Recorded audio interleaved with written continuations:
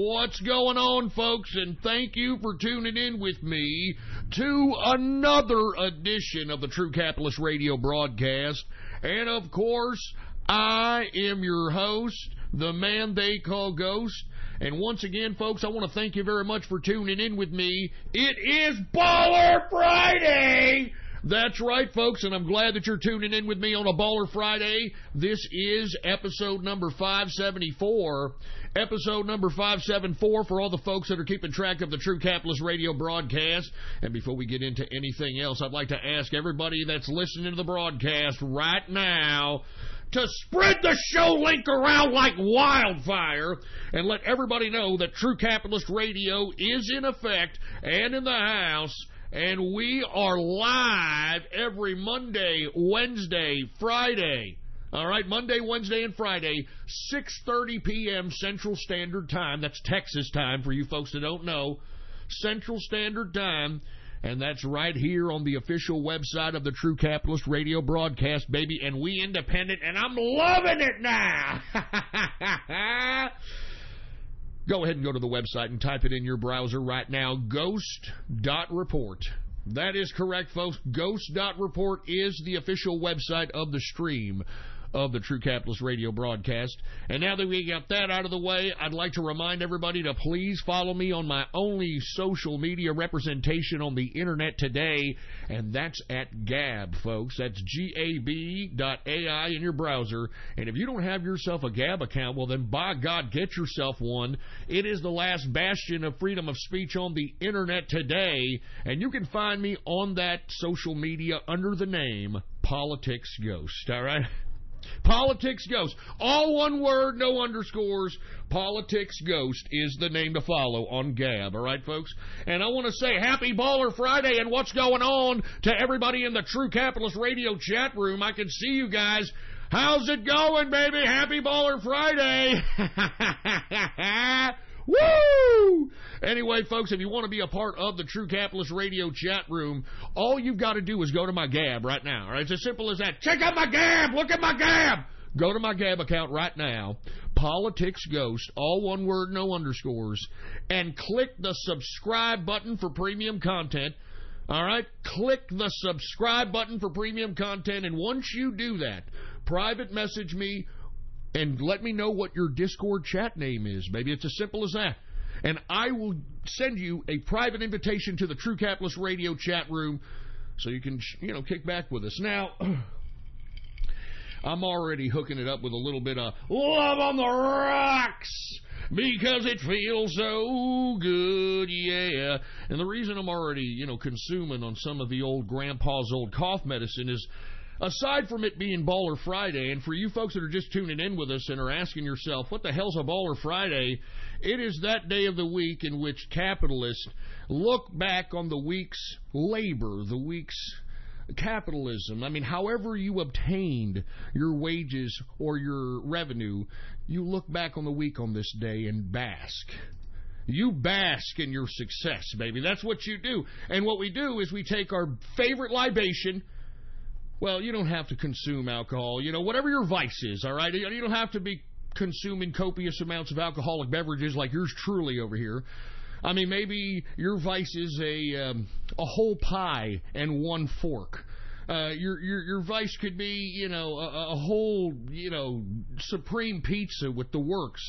All for you, whatever it is, all right? Ice cream, Haagen-Dazs, whatever it is, all right?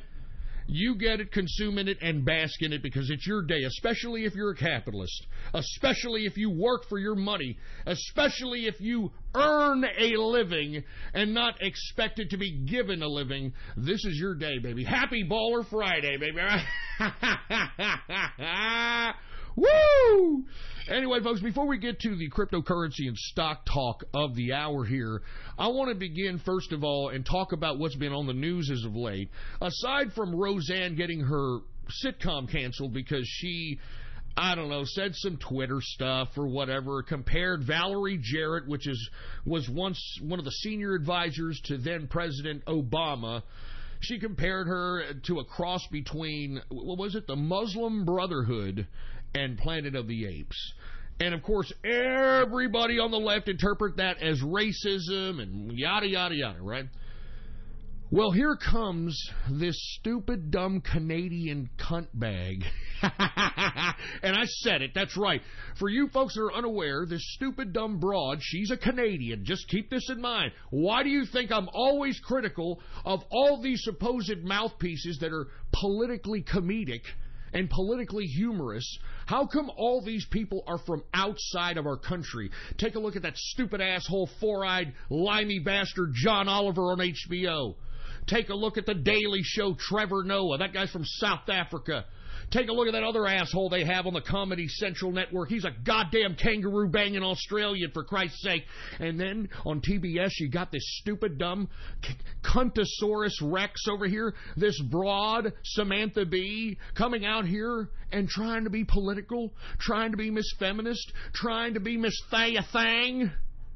Well, for you folks that don't know, Miss Samantha Bee on TBS made reference to Ivanka Trump and used the word that I just used about a couple of seconds ago, the C word.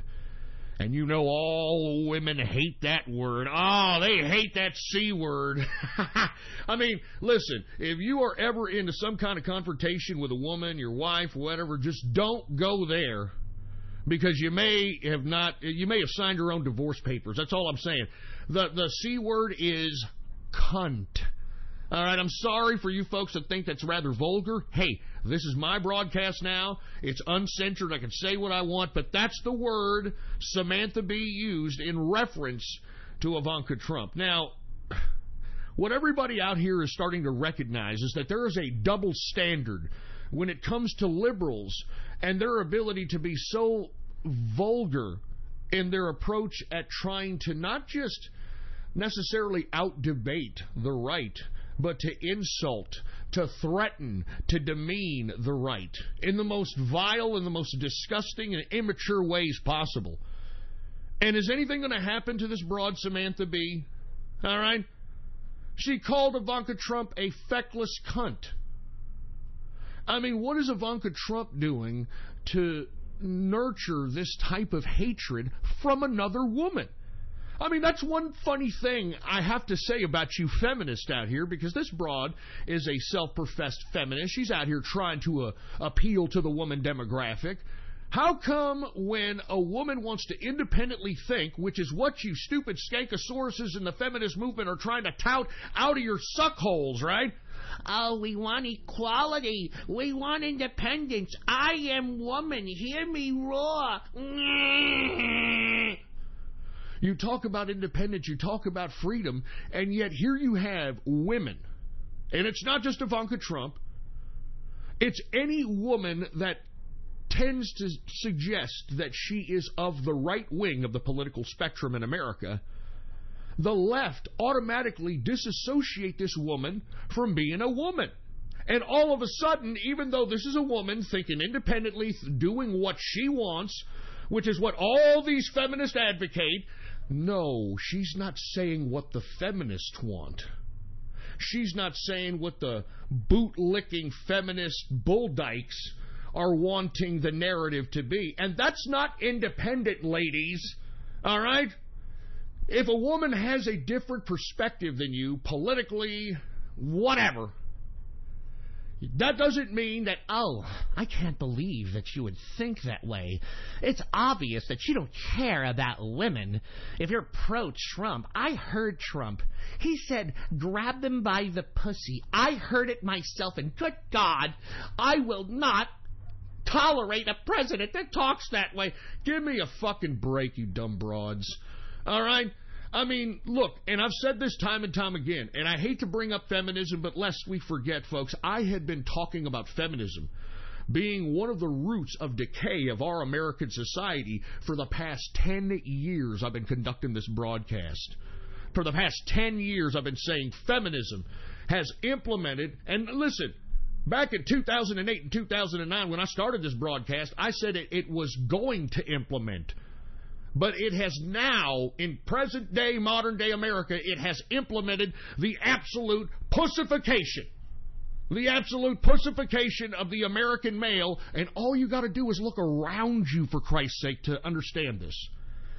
Now, with that being said, okay, whenever a woman decides to think independently and that she wants to be a part of maybe certain political views that are of the right wing of the political spectrum in America, all of a sudden these feminists who are supposed to be so pro-women, all of a sudden just, not just ostracize, but throw stones like they're freaking Muslim broads who had just had an affair. You know, they want to put them in a hole and throw stones at their heads, for Christ's sake.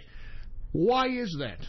Because, folks, this idea of feminism, this groupthink mentality, whether it's feminism, whether it's LGBTQ, which we're going to talk about later in the broadcast, whether it's blacks, whether it's Mexicans, whether it's whoever, the left utilizes this groupthink mentality and pose a disguise around freedom and independent thought and equality. But when in actuality they are trying to dominate the narrative of what they're trying to deem as equality.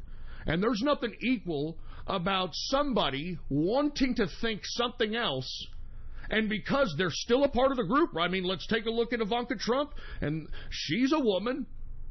She's a woman. How come she's no longer a woman because she's Trump's daughter? Or how come another woman who happens to be pro-Trump, right-wing, whatever, capitalist, how come she is shunned and no longer a woman? Because feminism is a bunch of communist bullshit. And you women that follow this feminist garbage, there's nothing independent about you. You people are followers. You are sheep. You are lemmings, for Christ's sake. I mean, at least when you were in the kitchen, at least you served some purpose in society. And listen, I know that many of you feminists are getting triggered right now. Your panties are getting in a bunch, your granny panties, because I'm sure your feminists don't wear anything provocative anymore. But I'm sure you got your panties in a bunch when I said, well, at least when you were in the kitchen, you had some sort of purpose. Well, let's just think about that for a second, okay? Take a look at all the fatties and uglies and all these dumb feminist women out here that have all these women's studies degrees and liberal arts degrees, all this hokey garbage that is meaningless when it comes to actually making a dollar in this society. And take a look at all these women. You know that women don't know how to cook anymore. They can't clean anymore. They're slovenly. They don't want to dress well anymore. They don't want to put on makeup. They don't want to keep their weight down. I mean, all this is a consequence of women getting out of the kitchen and being like, hey, I am woman, hear me roar. Now, let's just say, for the sake of argument, some nuclear situation happens, and God forbid, nuclear situation happens in the world. And there's only groups of people sporadically throughout the world. In America, who is going to serve a purpose? A fatty or an ugly with a goddamn woman's degree, liberal arts degree, a writing degree, something completely meaningless that has no life skill whatsoever? Or the woman who has been in the kitchen, who understands how to not just cook, but how to spread meals? Because food is going to be the ultimate commodity in a collapse of a civil society. And those that know how to make food by being an alchemist, for a lack of a better term, with herbs and spices and oils and mixing it with meats and marinades and all these types of things that women used to know how to do. Remember women?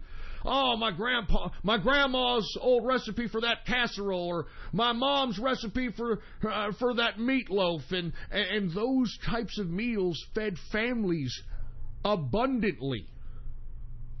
I mean, moms, at least when I was growing up, moms used to be able to have the ability to stretch out groceries and stretch out cleaning equipment and understand how to cleaning products, cleaning products.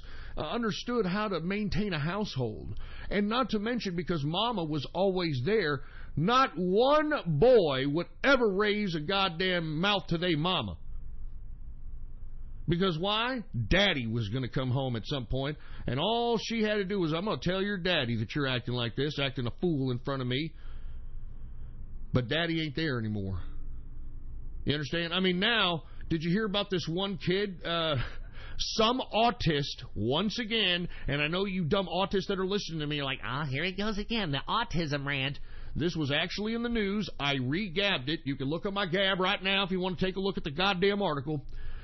Some autist got pissed at his mama because his mama was literally taking away a video game from him, and he couldn't take it, he couldn't hack it, so I guess he donkey punched his mom in the head, and yeah, that was an article. That was an actual goddamn article, for Christ's sake, man.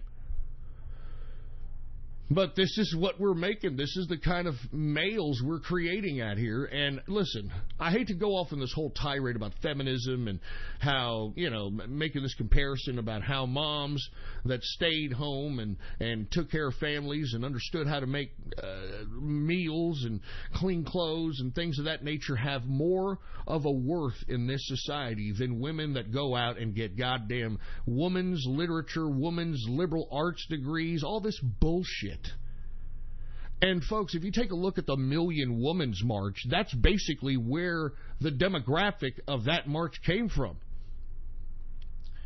Now we go back to Samantha Bee, who made this comment about how Ivanka Trump, who is a woman, is a feckless cunt because of her political philosophy. As a matter of fact, I want to be completely honest with you, I don't even think Ivanka Trump is even fucking on the right wing of the political spectrum, if you want my fucking opinion about it.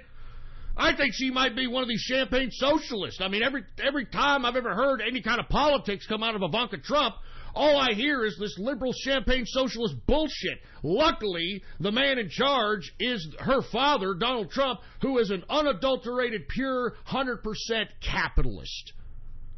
And even though Ivanka Trump is out here giving homage to a bunch of this leftist shit, the leftists still can't stand her. I mean, this is how far lunacy we have gotten in the left. And that's why there's no rationalizing with these people. There's no common sense with these people. There's no common ground with these people. These people are pieces of trash. And that's why, in my view, there's no reason to be even friends or to befriend anybody who's of the left. Because all they're going to do is make those condescending remarks because you happen to be right-wing. Whatever happened to the days when, who gives a shit who the president was? I mean, sure, many of us had our own political slantings, but whatever president was there, people still maintained their lives and their livelihoods and their families. I mean, this is really ridiculous, this epidemic of utter hatred for our president. And I ask each and every one of you that hate Donald Trump, what do you hate about this man? Everything that Donald Trump has enacted into law, passed in executive order, everything this man has done has been pro-America. And we're going to get extensive to some of the things he recently did here, but pro-goddamn America. How in the hell can anybody still hate Trump at this point? I mean, did you hear the job numbers that came out today, for Christ's sake, for the month of May? 230,000 jobs created in the month of May, for Christ's sake. Lowest unemployment in 20 years. Lowest unemployment for black folk in history. Lowest unemployment for Hispanics in history. And yet, this doesn't compute. You've got this weaponized propaganda machine called the mainstream media that continues to suggest that Trump is some kind of an anti-American idiot. I mean, that's literally how they portray this man. Every time I see these left-wing propaganda weaponized pieces of shit ever put out an article or put out a video piece or anything, I mean, it makes me sick.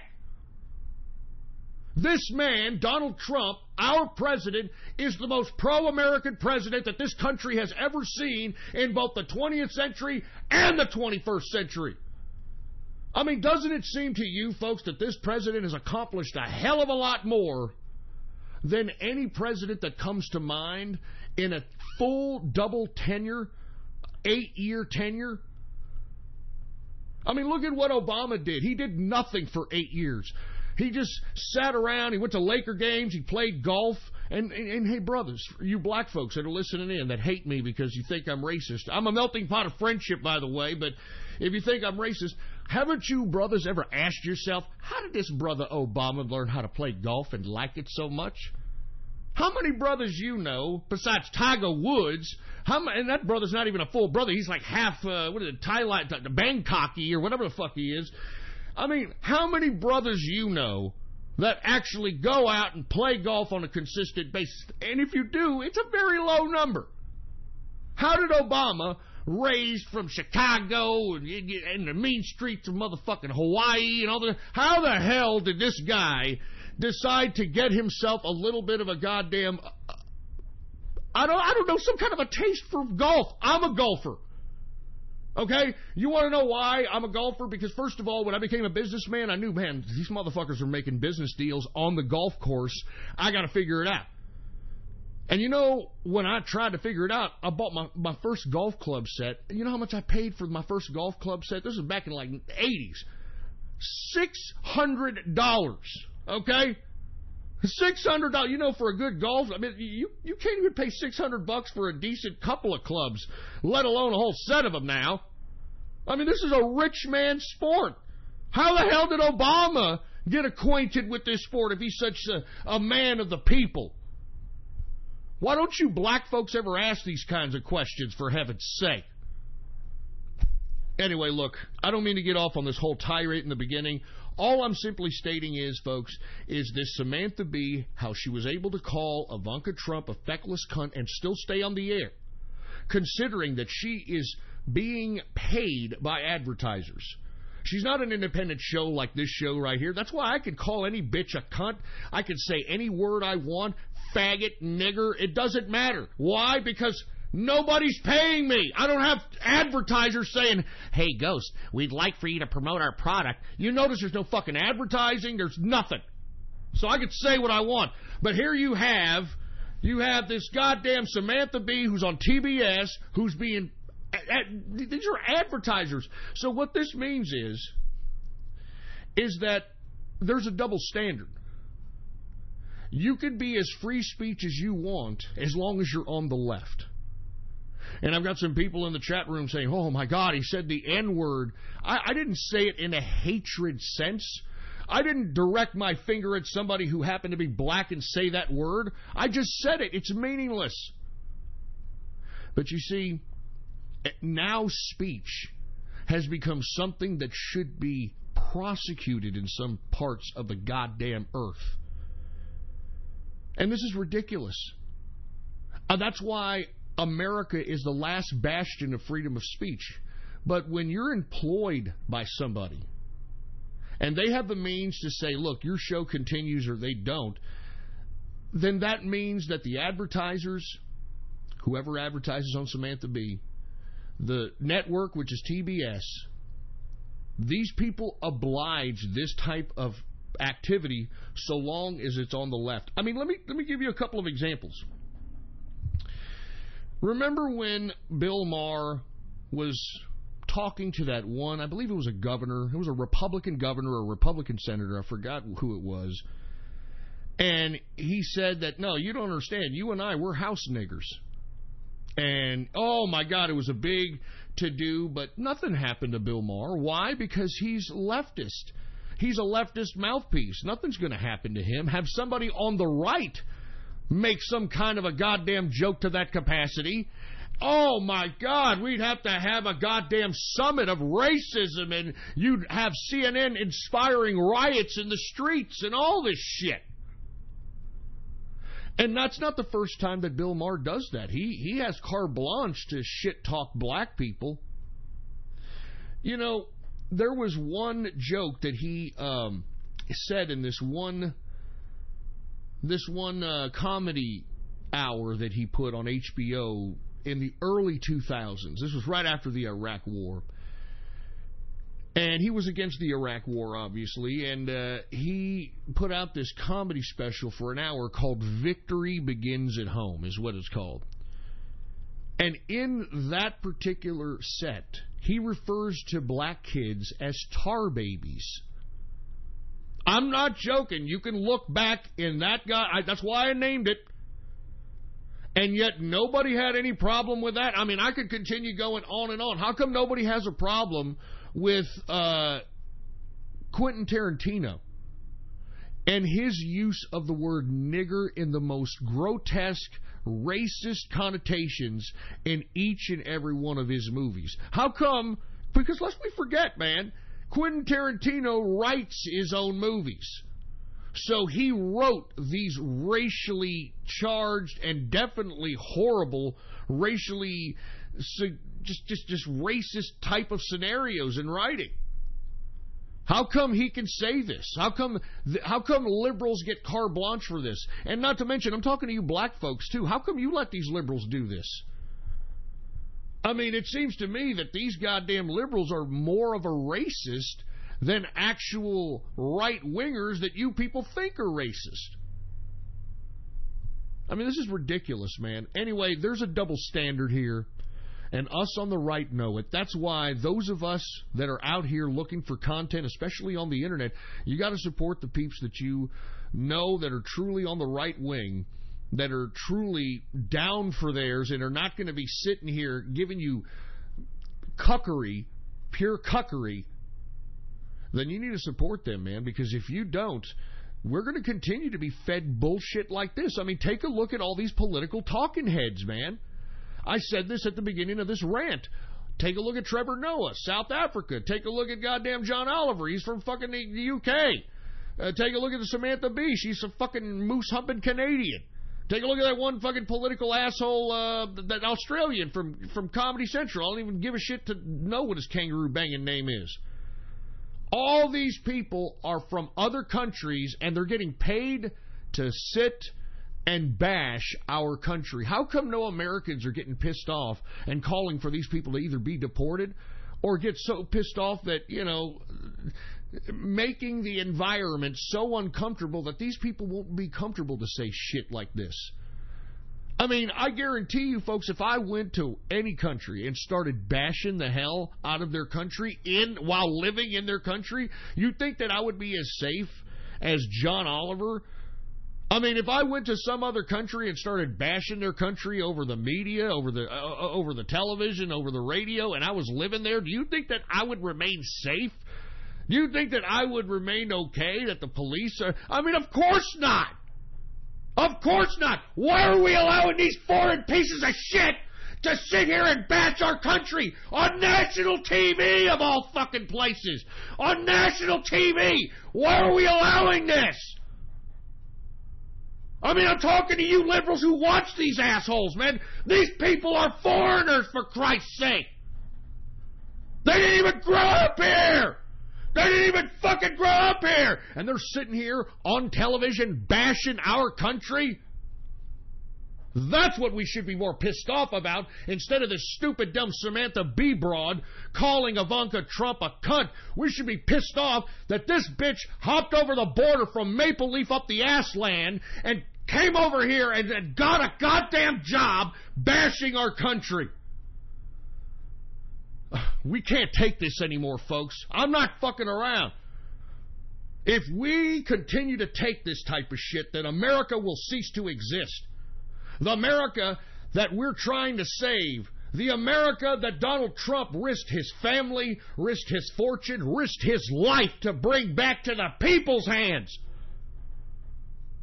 Because that's what Donald Trump's election represents. It represents that the people still are in charge of this government. Anyway, folks, my apologies here. Let me just continue on with the broadcast. I just had to say a little something about that in the beginning. I know everybody right now is worried about cryptocurrencies and the market, so let's just go ahead and get to that right now. All right, now let's go ahead and talk crypto. Now, folks, to be honest with you, you got a lot of weird things going on in the markets right now that are making investors kind of queasy. So as a result, we're seeing investors pull in and out of the cryptocurrency market, although we are considerably ahead from the $305 billion cryptocurrency market capitalization that we were in about a few days ago. So we have lifted up from that. So let's go ahead and take a look at cryptocurrency as of right now. Cryptocurrency market capitalization is $333 billion market capitalization for cryptocurrencies. Now, once again, whenever I tell you folks it is on sale, didn't I say that was the cryptocurrencies were on sale the last broadcast? If you would have listened and maybe delved into some of the major cryptos, you'd be definitely maybe making a little bit on your money today. Let's go ahead and take a look at some of these major cryptos, and then we'll move on to the stock market and commodities. Bitcoin, symbol BTC, current market capitalization for Bitcoin is $128 billion market capitalization. The circulating supply is 17 million in circulation. In the past 24 hours, Bitcoin has gone up slightly, 0.61% increase. Current price for Bitcoin, symbol BTC, $7,539.14 per Bitcoin.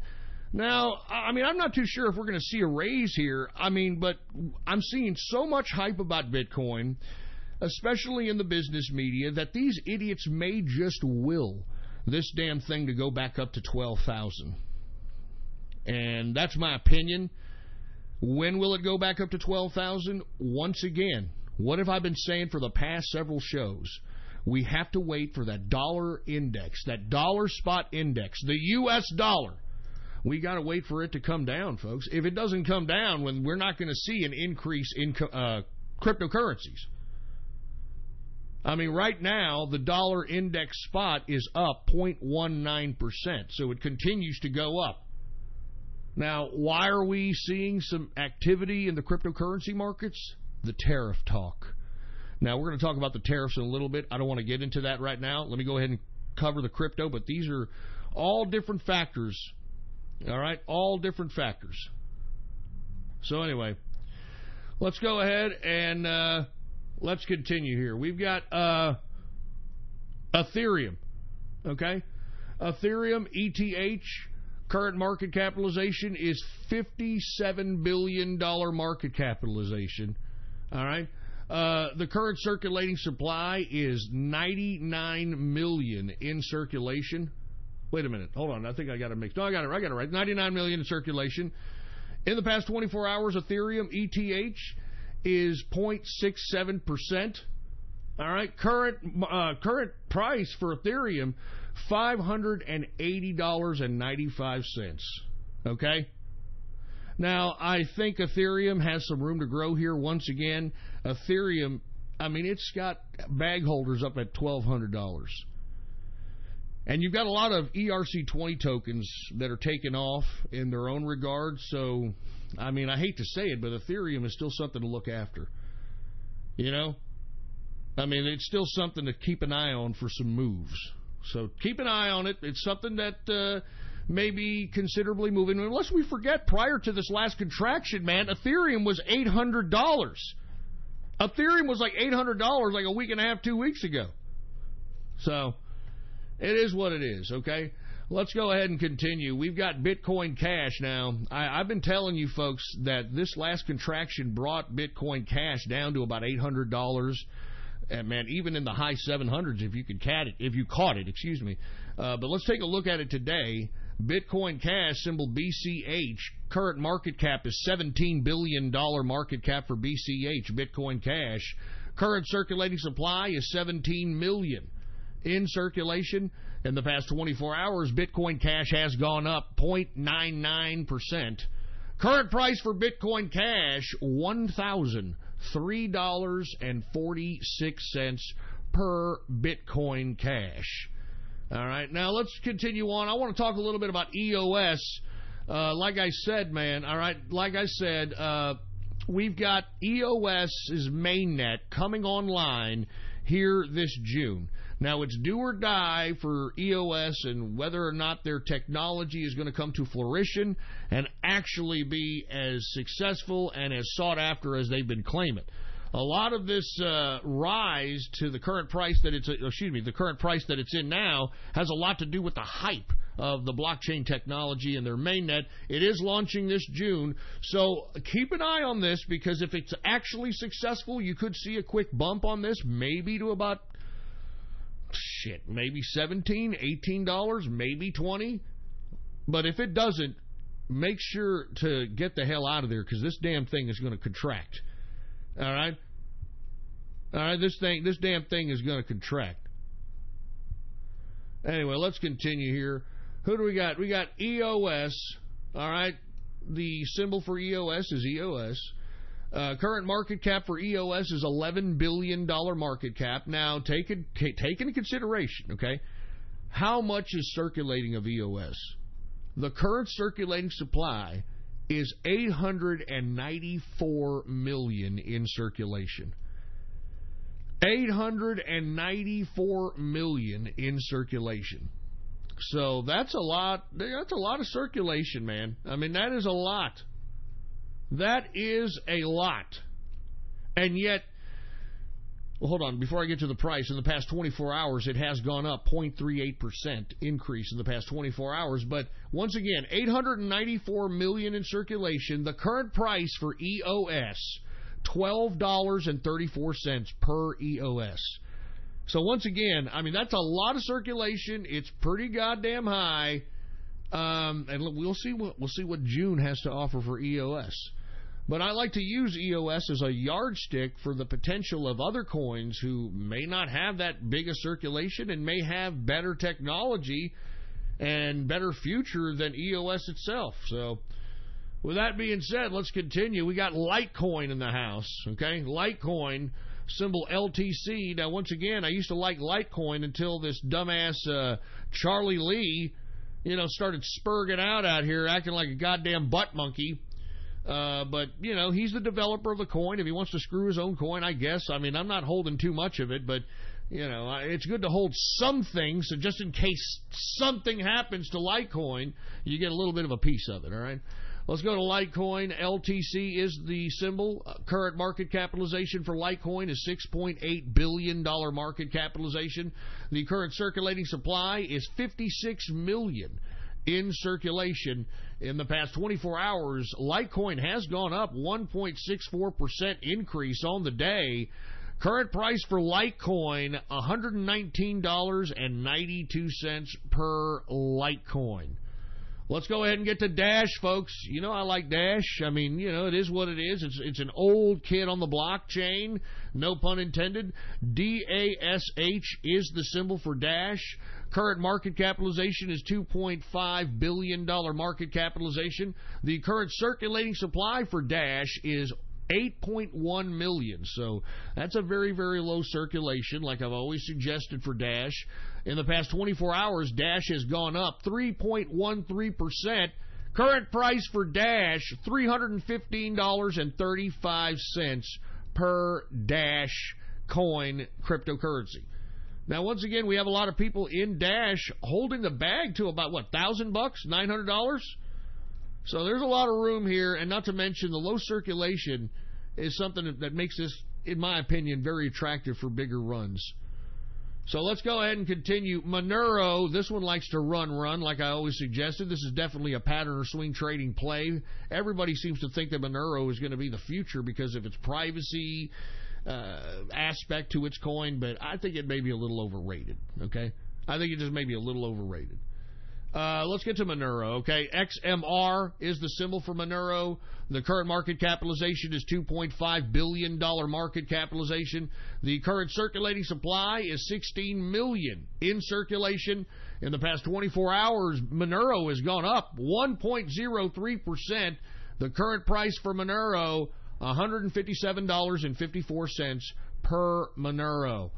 Now, let's go ahead and get to Quantum, which is my main holding, folks, and it is somewhat running right now, to say the least. It's not doing too bad. Now, I have always suggested that this coin is going to be the future, all right? This coin is going to be the future. Now, there is another airdrop to Quantum, which is probably, maybe making a little bit of this run happen at this current time. It is the ABCC airdrop, okay? Now, they're going to be airdropping 3,000 Quantum, and what you need to do is you need to sign up at the ABCC exchange. It's a new exchange that's coming out, and obviously these new exchanges that are coming out specifically in Asia are pairing mostly quantum with whatever cryptocurrency that you want to go ahead and purchase. So I'm telling you this right now, man. I think that this coin is the future, and it's the Inner Circle's main holding. It's my main holding, and we're in it for the long term because, as I've always stated, long-term investment reigns supreme. Let's go ahead and get to quantum. Symbol is QTUM. Symbol is QTUM. Current market capitalization is $1.2 billion market cap. The current circulating supply for quantum QTUM, 88 million in circulation. In the past 24 hours, a quantum has gone up 8.48%. 8.48% increase, for Christ's sake, all right? Anyway, with that being said, the current price for quantum is $14.46 per quantum. And look, that's why I talked about EOS, because EOS is 864 million in circulation, and it's at $12. Take a look at Ethereum, which we just covered. 99 million in circulation, and currently it's at 500 and change. It's gone as high as $1,200 fucking dollars. So if you take a look at that as a yardstick, and lest we forget that quantum has not only the smart contract technology integrated in its coin that is not only 100 times better than Ethereum, it also has the Bitcoin technology as well. So this coin is way ahead of most coins out here when it comes to technology development. Moreover, take a look at all the goddamn partnerships that they have over there in Asia. I mean, they've got a partnership right now with Starcucks in South Korea. And little did I know, there is more Starcucks per capita in South Korea than anywhere else in the world. So once again, there's a lot of people using quantum out there in this goddamn Asian area. And once again, I believe, just based on how they're developing these coins with their QRC20 token, because they are their own token as well, they're going to dominate the Asian market, then they're going to move to the Muslim market, and then they're going to move to the American market. But before it even gets there, it's time to invest now, baby. And moreover, quantum is a proof of stake coin, meaning that you can get paid quantum for just merely holding quantum in your quantum core wallet. I'm not joking. I mean, there's people that are getting stake payments right now on a consistent basis in the Inner Circle, baby. I mean, that's what makes, and on top of which, you get all these airdrops from these QRC20 tokens that derive from quantum. I mean, there's so many reasons to invest in this son of a bitch. I mean, come on, man. I'm just planting seeds out here. I'm just trying to plant seeds. I'm trying to make other people capitalists. That's all I'm trying to do. I'm not a hater. All right, I want to see successful capitalists out here because haterism, that's what fucking leftists and communists and shithead socialists do, all right? All right, now that we got that out of the way, let's go ahead and get to Zcash, folks. That's Z-E-C, Zcash. I've got a considerable holding in Zcash. I like Zcash. A lot of reasons. It's got a privacy component to it, too, but at the same time, you've got investments from legit Wall Street investors. JP Morgan has a considerable investment in this. They recently launched a partnership with the Winklevoss twins as exchange. So I don't know if you know that the Winklevoss twins, they are now actually trying to push for their legit exchange for cryptocurrency, and they're going through all this SEC hurdles and all that, but Zcash is going to be the pairing from what I understand. And that's why we saw this run on it. So let's go ahead and take a look at it. Zcash, ZEC, current market capitalization is $974 million in circulation. Or excuse me, $974 million market cap. I'm sorry. $974 million market capitalization for Zcash. Now, the circulating supply, 4 million circulating supply. That's it. That's it, just 4 million. That's what makes that also attractive, low circulation. In the past 24 hours, Zcash has, contracted to some extent. It is down almost 1%. The current price for Zcash, symbol ZEC, $240.81 per Zcash cryptocurrency. Good God, man. Let's continue going. All right, I'm only going to take a couple of more of these cryptos, and then we're going to move on out. We're going to go ahead and move on to the stocks, and we're going to move on to the commodities as well.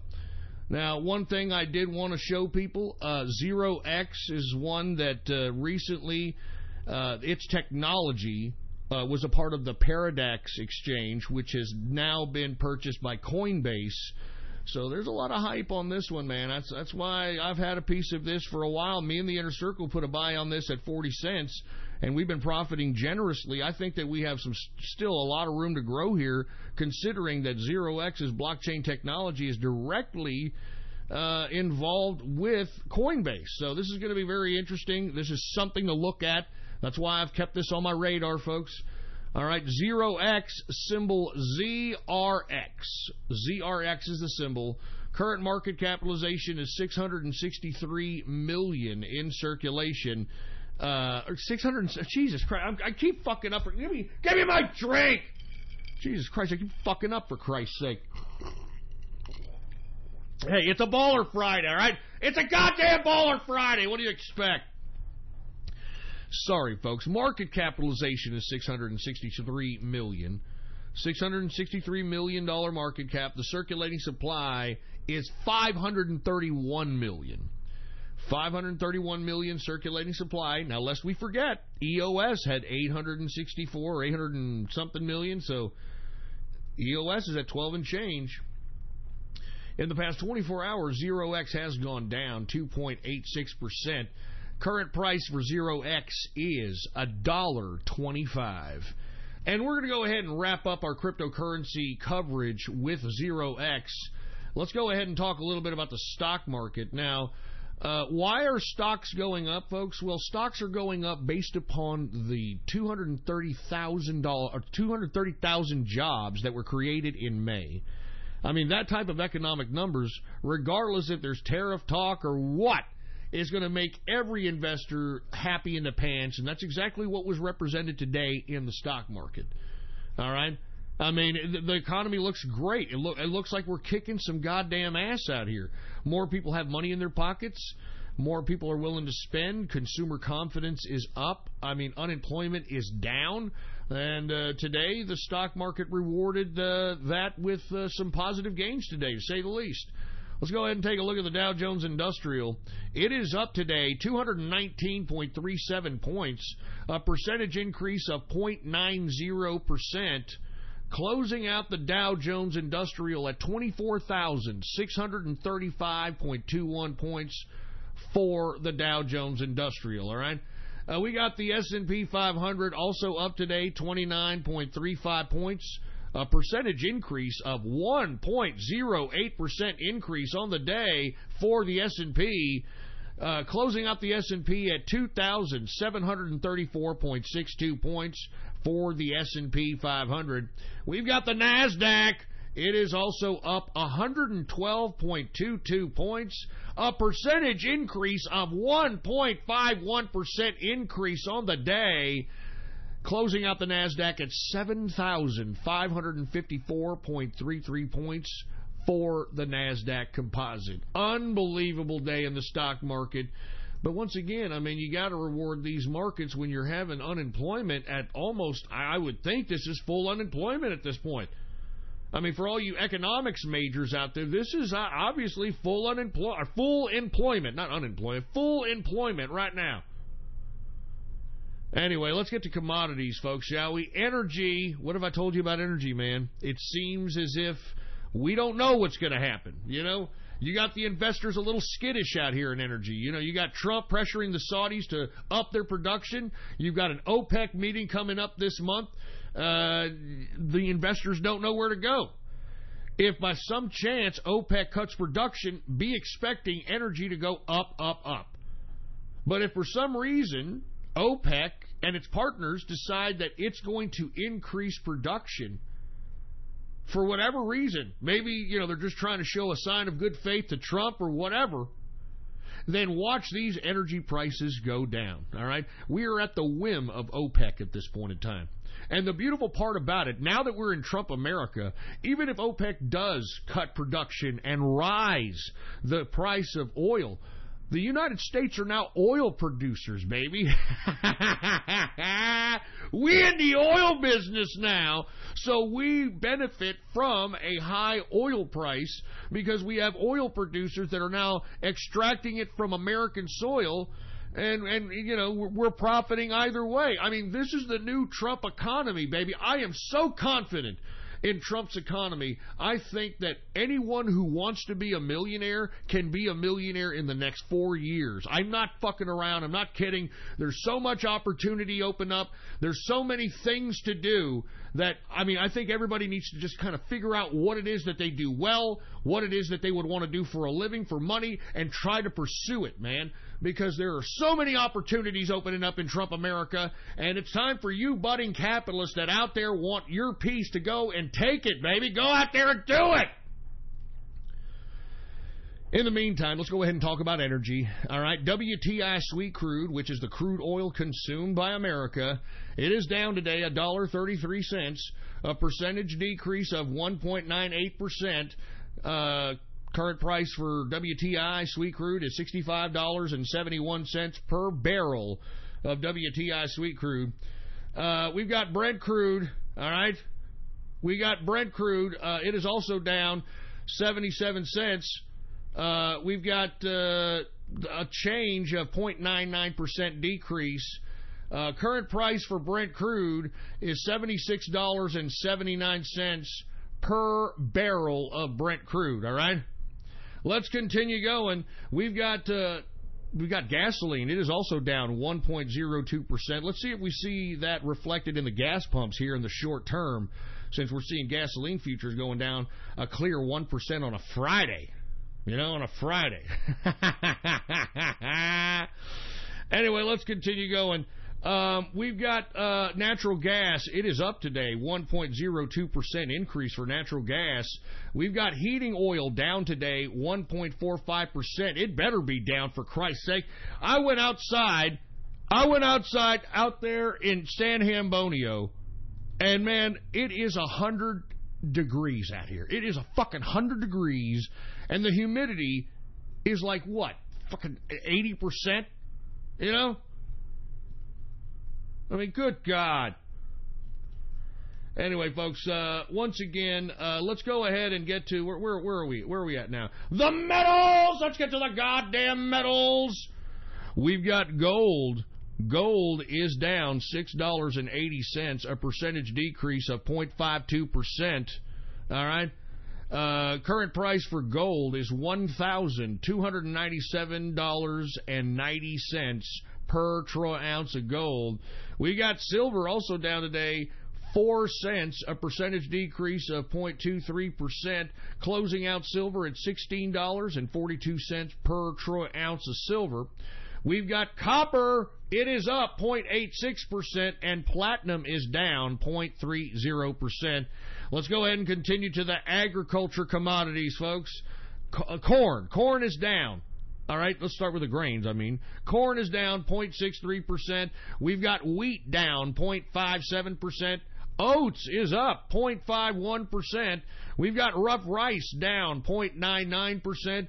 Soybean is up 0.27%. And now the reason it's up is because you've got speculators in the commodities markets trying to make a play on a potential deal with China, which doesn't really look favorable, but still, they're still trying to leave some room open just in case.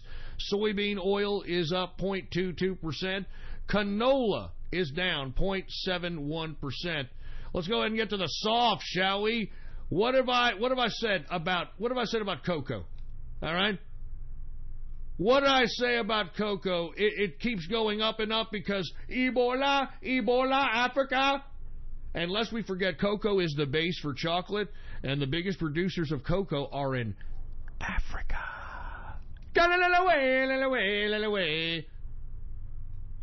So anyway, with that being said, cocoa is still going up. It is up 0.16%.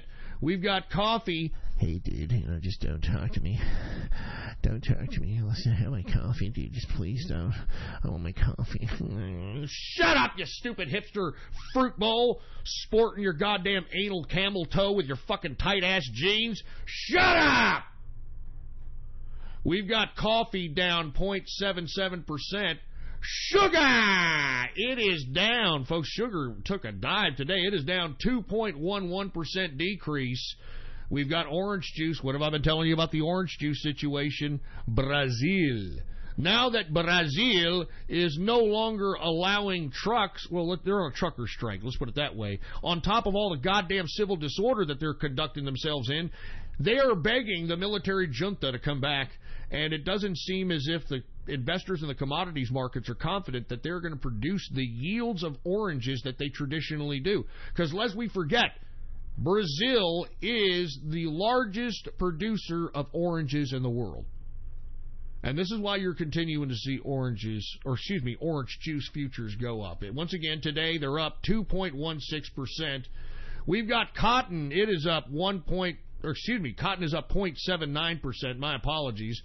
Lumber is down 0.59%. Rubber is up 0.11%.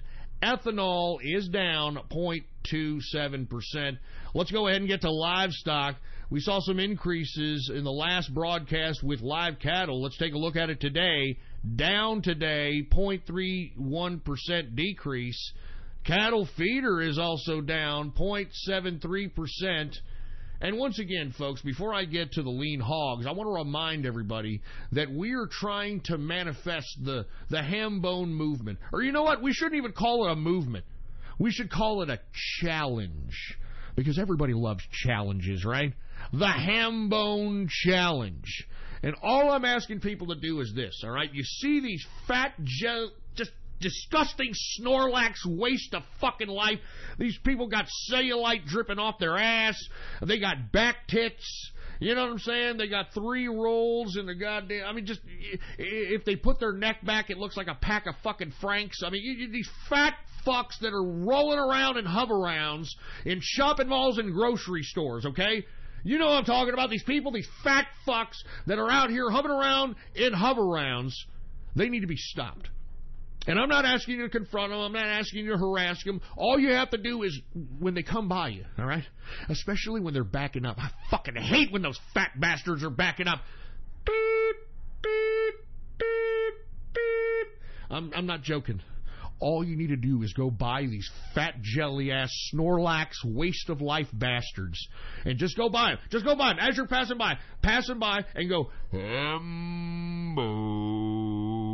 Simple as that. Simple as that. Just pass by him and say, fat, greasy-ass, smelly, stinky ham bone. All right? Because, listen, we need to make America beautiful again, all right? I'm sick and tired of these grossly obese pieces of shit, and them trying to use this liberal mentality that seems to be prevalent in modern society and utilizing that by saying, I'm beautiful. I'm not fat. I'm fluffy. Oh, yeah, I am so fucking beautiful. Even though no guy wants to fuck me, it doesn't matter. All right? I'm fat and fucking beautiful. I don't give a crap. I don't care if you can't find my vaginal region because it's puffed out, but it doesn't matter because I'm beautiful. Why? Because I'm a woman. Hear me roar.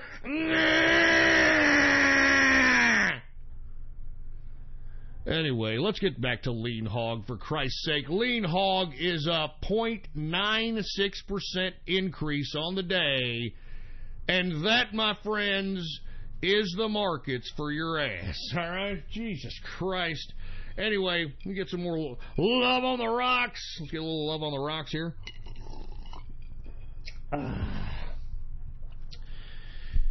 And I would like to let everybody know that you are now in the second hour of the True Capitalist Radio broadcast. And, of course, I am your host, the man they call Ghost. And once again, folks, I want to thank everybody for tuning in with me. Before we get started on anything else, I'd like to remind everybody to please spread this show link around like wildfire. All right?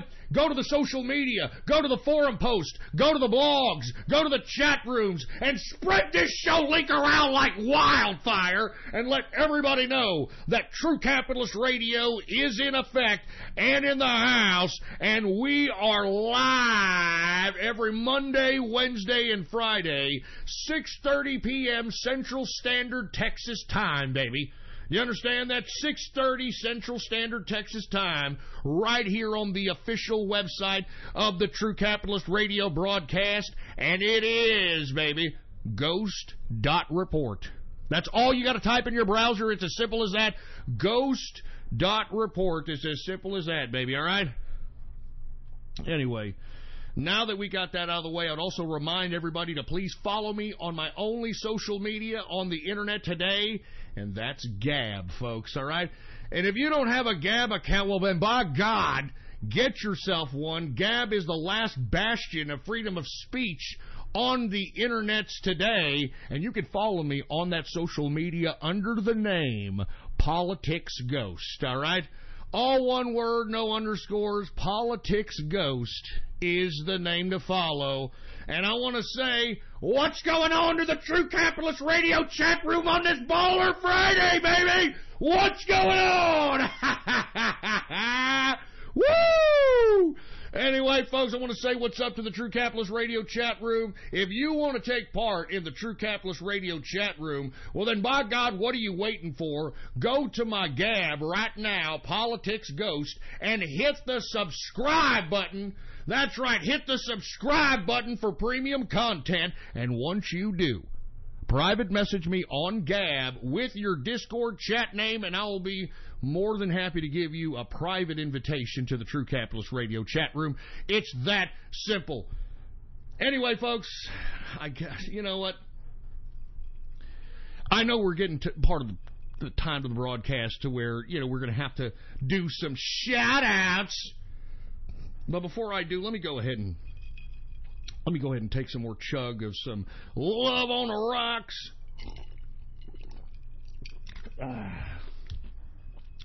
All right. Now, what we're going to do here, folks, is we're going to take some chat room shout-outs. And for you folks that don't know, I am going to give a shout-out to everybody who's in the chat room right now. And then once I do that, I'm going to be giving out shout-outs on everybody who likes the first Gab post on my Gab account right now. It's as simple as that. All right? Now, engineer, what the hell are you doing back there? I forgot the engineer was here, for Christ's sake. What's going on, engineer? All right. Well, do we have any goddamn chat room shout-outs by any chance?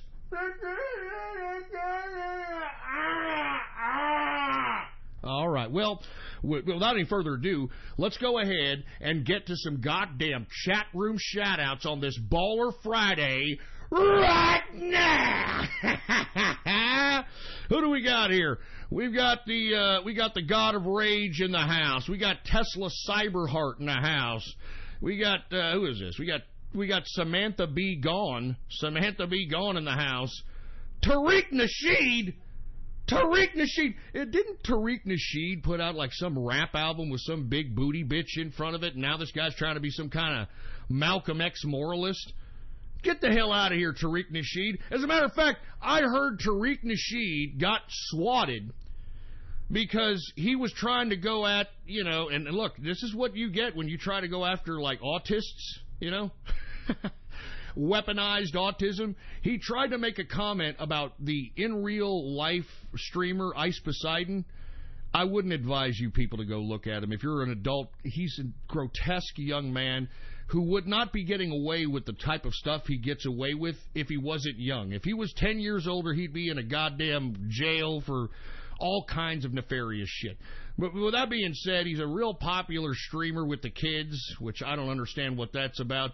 He's a big popular streamer, and, you know, unfortunately, in this internet culture, there's a lot of use of racial words and racial overtones and that sort of thing. And sometimes using those types of racially charged words in the privacy of a chat room or a forum post or something, or where everybody just kind of utilizes that type of language, it's okay, right? Well, unfortunately, they were at some Denny's or something, and I did gab about this. I don't know what they said, but the black people took offense to it. They wanted to kill them or something. It was a big fucking episode. I gabbed about it. You can go ahead and look in the, in my post if you want to check it out. But anyway, Tariq Nasheed, this racially black, thinks he wants to make himself pertinent by being racially charged on Twitter and, all this other shit. This guy had to comment about the Ice Poseidon situation and about how, streamers are racist and how the gaming community is a bunch of racists. And unfortunately, Tariq Nasheed didn't understand that when you start messing around with internet people like that they make their whole lives the internet, especially the fucking autists. You know my fucking story with goddamn autists, man. You can't trust them, man. They're fucking, they are fucked up people. And if you want my opinion, something needs to be done about them. Okay, but either way, either way, all right. Tariq Nasheed went at Ice Poseidon, and Ice Poseidon's weaponized autistic fans doxed Tariq Nasheed, which means they found out where he lived and all this other stuff, and sent the police to his house under the context of either somebody getting murdered or a murder-suicide. That's where the whole term swatting comes from, for you people that are unaware of what the hell swatting means. It means when somebody finds out where you live and they decide that they're going to utilize the militarized police as a means of intimidating you by sending them there, by spoofing a phone number. Typically it's your number. They spoof the number to the dispatch of the police and claim that, I just killed my mother and I'm going to kill myself and I'm going to kill everybody in this house and I'm at this address. And what happens? They send in the cavalry and they bust down the door and it's a swatting, and the idiots that do it think that they're so great. Of course, autists would be doing this. Autism, this is what autists do. They think that that's some big fucking deal or something. But, let's be honest, that's the name of the game, unfortunately, in the internet. I hate to say this, folks. I mean, when you're dealing on the internet, this is a fact of life. This is a reality. I mean, talking about Ice Poseidon, I think, has been swatted 40 times? I mean, not to my recollection, I don't think there's anybody that's been swatted as many times as Ice Poseidon, man. But anyway, Tariq Nasheed, he thought he was a badass. He thought he could go after some weaponized autism, and it bit him in his ass. It bit him in his ass, and I hope he realizes that he should just stick to, trying to agitate political figures instead of weaponized autism, all right? Leave agitating weaponized autism to me, okay? Leave that to me. Anyway, where the hell was I at, for Christ's sake? Where was I at, engineer?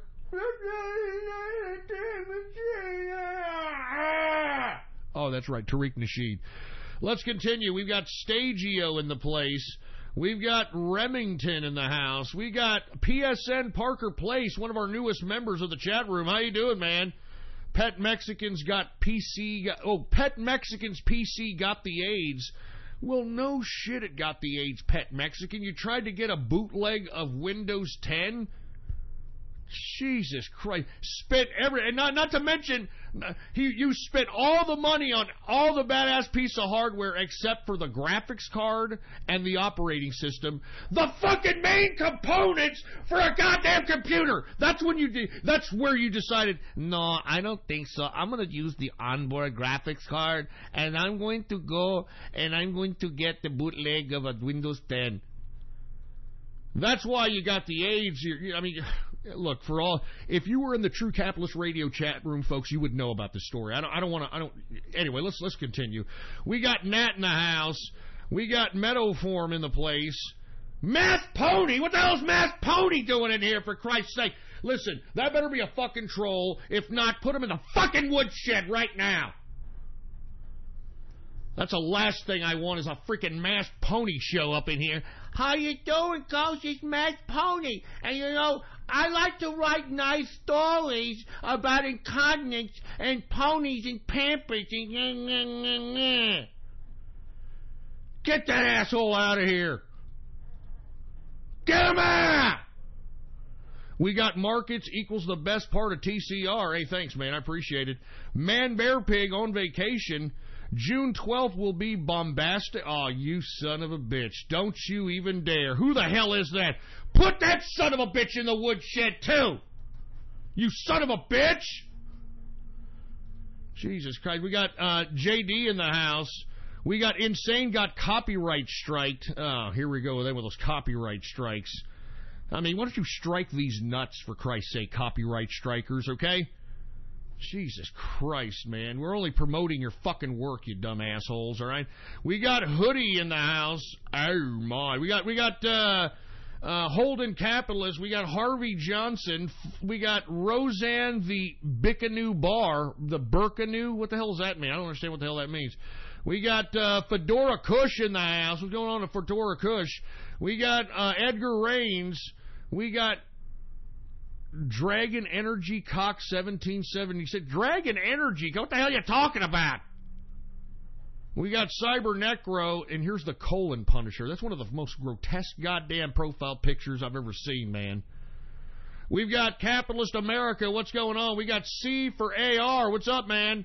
Brazilian Demolition Derby. Man, what a jerk off, man. Those people are suffering out there. They're suffering. We got Blasphemous the Tard Curb Stomper. All right.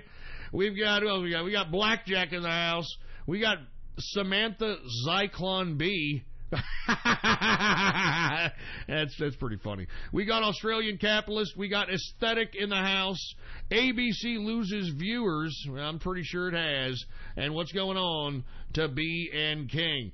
Now that we've got that all out of the way, let's go ahead and get to some Gab shoutouts right now, folks. And if you want a Gab shoutout, all you got to do is go to my Gab account right now at Politics Ghost, all one word, no underscores, and like the first post on my Gab account that states, Happy Baller Friday, True Capitalist Radio is now live. Listen in.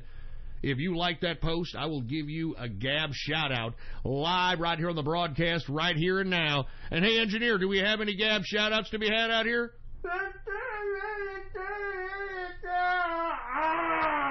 All right, well, let's go ahead and get some goddamn Gab shout-outs right now. Who do we got here? We got Goldner Adler. What's going on to Goldner? We've got Mr. Jailhouses, Donald Duck. We got Julyssus S. Grant. Julyssus? What the hell does that mean? We've got Mike in the house. Alter. We've got Ivana Trump, bigot. Shut up, you stupid moron. We got Hygiene in the place. We've got Ivanka Trump, racist tweet. Just shut up. Leave Ivanka Trump alone, please. We've got the Real Engineer, whoever the hell that is. We got Insane Energy in the place. Once again, like the first post on my Gab account that states Happy Baller Friday, True Capitalist Radio now live. Listen in, and I will give you a Gab shout-out live right here on the broadcast. We got Punished Chaser. We got Why is Rosie O'Donnell on? Put Angie back on the mic. Fuck you, fucking Rosie O'Donnell. Don't compare me to Rosie O'Donnell, you fucking pipsqueak. You're probably some phallic, fluffing, freckle-faced, four-eyed, fucking Pop-Tart eating fucking stepchild that is probably putting Pop-Tart crumbs on the keyboard thinking that you're accomplishing shit. Sit there and shut up. Don't compare me to no fucking Rosie O'Donnell, boy. Think you're so fucking cute, that's why I hate doing this fucking segment, man. We got Andre Riddell. What's going on, man? Who else we have here? We got Roseanne canceled first, Ghost next. Yeah, right. Are you kidding me? Yeah, right. This is my goddamn show. Do you understand that, boy? This is my show.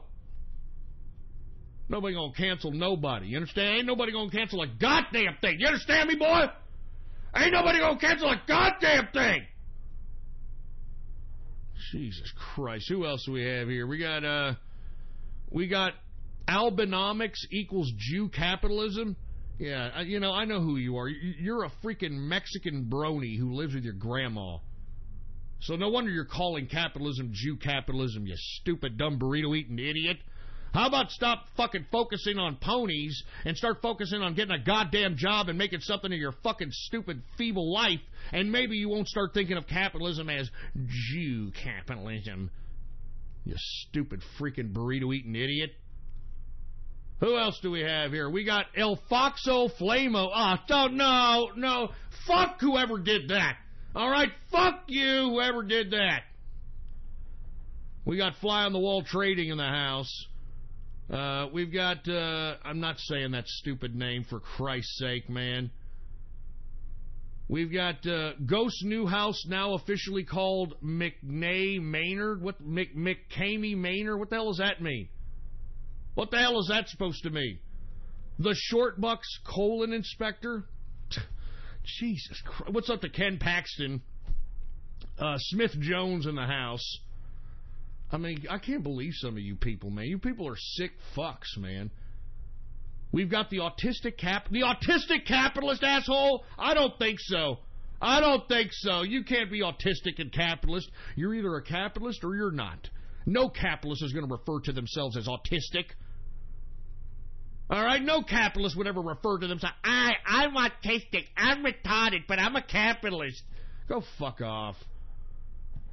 Stupid autistic capitalist. Get the fuck out of here, man.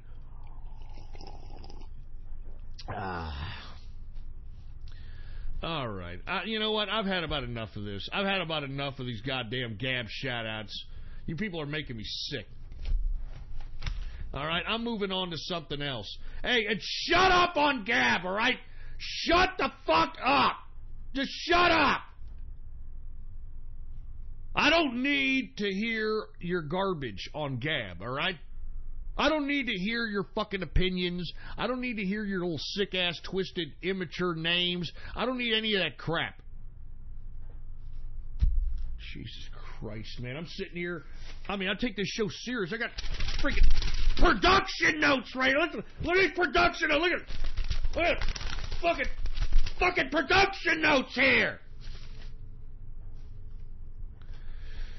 I'm going to continue the show. I don't need to be doing no goddamn freaking Gab shit. I don't need to shout out shit anymore, for Christ's sake, man. I give you people an opportunity, to make the show a little interactive, and this is the kind of crap that you people continuously do. So go fuck off. I'm not doing any more Gab shout-outs. You don't like it, go piss off. Let's talk a little bit about the president. President Trump. That'll put me in a better mood. How you like that, huh? President Trump, kicking ass, taking names, to say the least. First and foremost, as you know, this whole Spygate situation, you can tell that everybody is on the ropes and they're trying to save their own ass. You've got the media trying to propagandize to the people that, oh, Trump's lying. No, he's not. You have this asshole Trey Gowdy, who's supposed to be a Republican, claiming that, well, from the information I saw, it didn't look like there was any spying going on. Now, just because there were two people loosely connected to the Trump 2016 campaign that happened to be FBI agents doesn't mean that they were looking after Trump. It means they were looking after Russia messing with the Trump campaign. There was no spying going on. What a fucking sniveling weasel that goddamn Trey Gowdy is, man. I can't believe that anyone even thought this idiot was credible after the Benghazi hearings. This guy botched the Benghazi hearings, for Christ's sake. They botched the Benghazi hearings. But I think the majority of America already knows that there were some major nefarious things happening.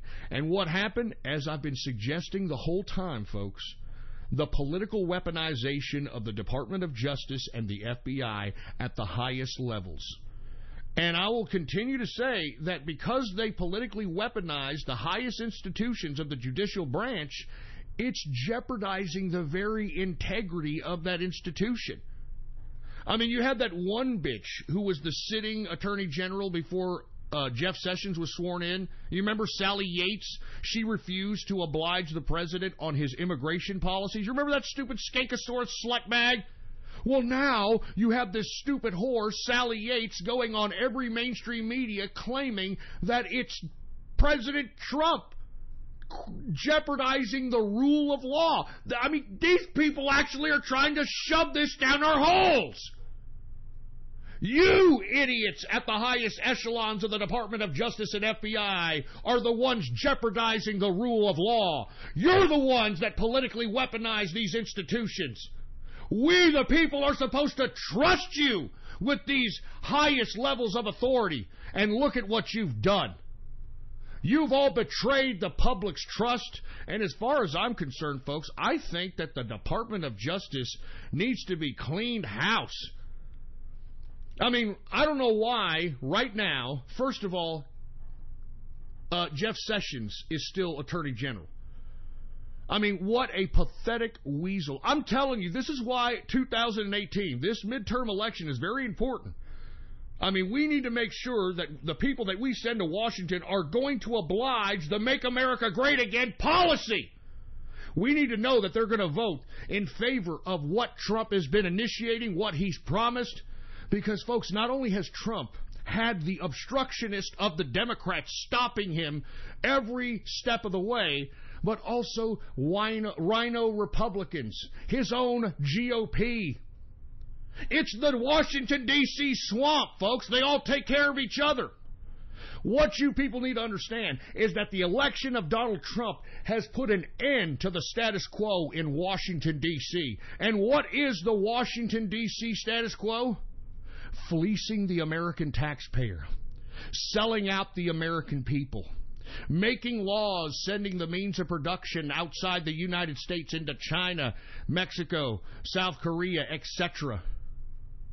But now, folks, just like the president says, we're not the stupid country anymore, all right? We're not the stupid country that's going to continue to allow our taxpayers to be fleeced by internationalists and corporatists. We are now politically awake, and we are not going to go away. And we're going to make sure that this Washington, D.C. swamp is rectified to a capacity in which these assholes in Washington, D.C. know that we, the people, are in charge. And you know something?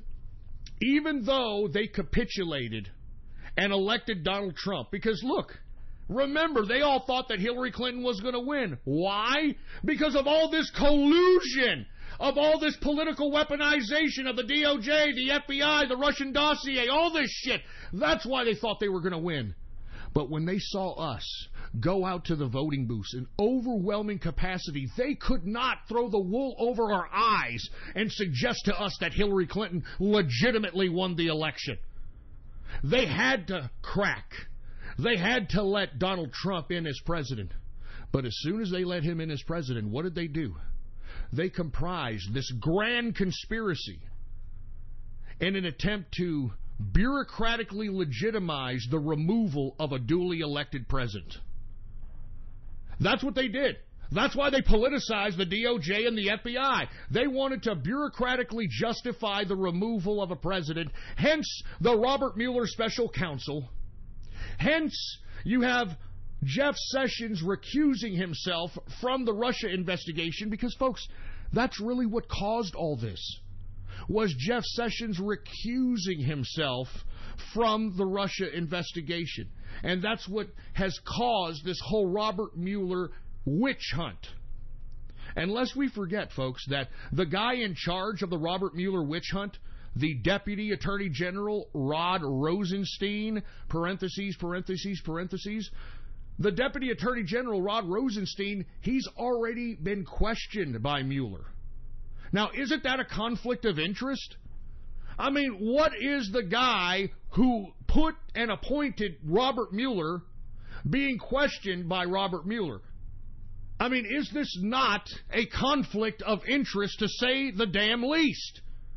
How come Rod Rosenstein has not been impeached, even though that's been initiated by the House Intelligence Committee? Devin Nunes has suggested it, but of course, you've got Trey Gowdy and these other assholes in the Republican establishment that are sitting here playing ball because they're obliging this little cabal they have amongst each other. And we can't allow this to happen as the American people, man. We have to be politically aware and understand that even though the system, the swamp in Washington, D.C., allowed Trump to be elected president, they comprise the grandest conspiracy in a bureaucratic sense in an attempt to appear that they can remove this president legitimately based on legal ease. Based on, and remember, they tried to throw anything on that wall and saw what stuck. And now they're starting to realize that all this garbage is starting to come back to haunt them. Why? The conspiracy was too big. Too many people. And not to mention, folks, what did I tell you about this the Obama administration, the DOJ, the FBI under the Obama administration working with British intelligence in an attempt to bring down the president, the now president, then campaign Republican nominee Donald Trump. I had alluded to this for a long time, that first of all, where's the collusion and the charges against the Democratic Party and the Hillary Clinton campaign? Because Hillary Clinton came out and vocally said herself that she was the one that funded the Russian dossier. And the Russian dossier, folks, was a British a British intelligence agent by the name of Christopher Steele. This British intelligence agent was the person who comprised this bogus Russian dossier on President Trump. And who did he utilize to do so? He utilized Russians. That's what Christopher Steele's expertise was in his intelligence work with the MI6, I believe. He was a Russian intelligence agent. So if anybody knew Russia, it was Christopher Steele. And folks, I've been telling you for the past year and a half that I think that Russia and the UK attempted to collude with one another in an attempt to bring down the president at the behest of the Obama administration talking to the English, to the British. I mean, remember, we have to remember this time frame. This was 2016. This was in the midst of Brexit. Remember when Obama went over there to the UK and he actually pointed his finger at the UK people and said, look, if you vote Brexit, you may be at the back of the queue. I don't think the United States is going to be able to do business with a Brexit, etc., etc. So there was a grand conspiracy on a global level to make sure that Brexit didn't happen and Trump wasn't elected president. I mean, both sides had a vested interest, right? But it both failed. Why? Because no matter how much coercion, no matter how much propaganda that they tried to feed both sides, both the English and the United States, we've had enough of this globalism.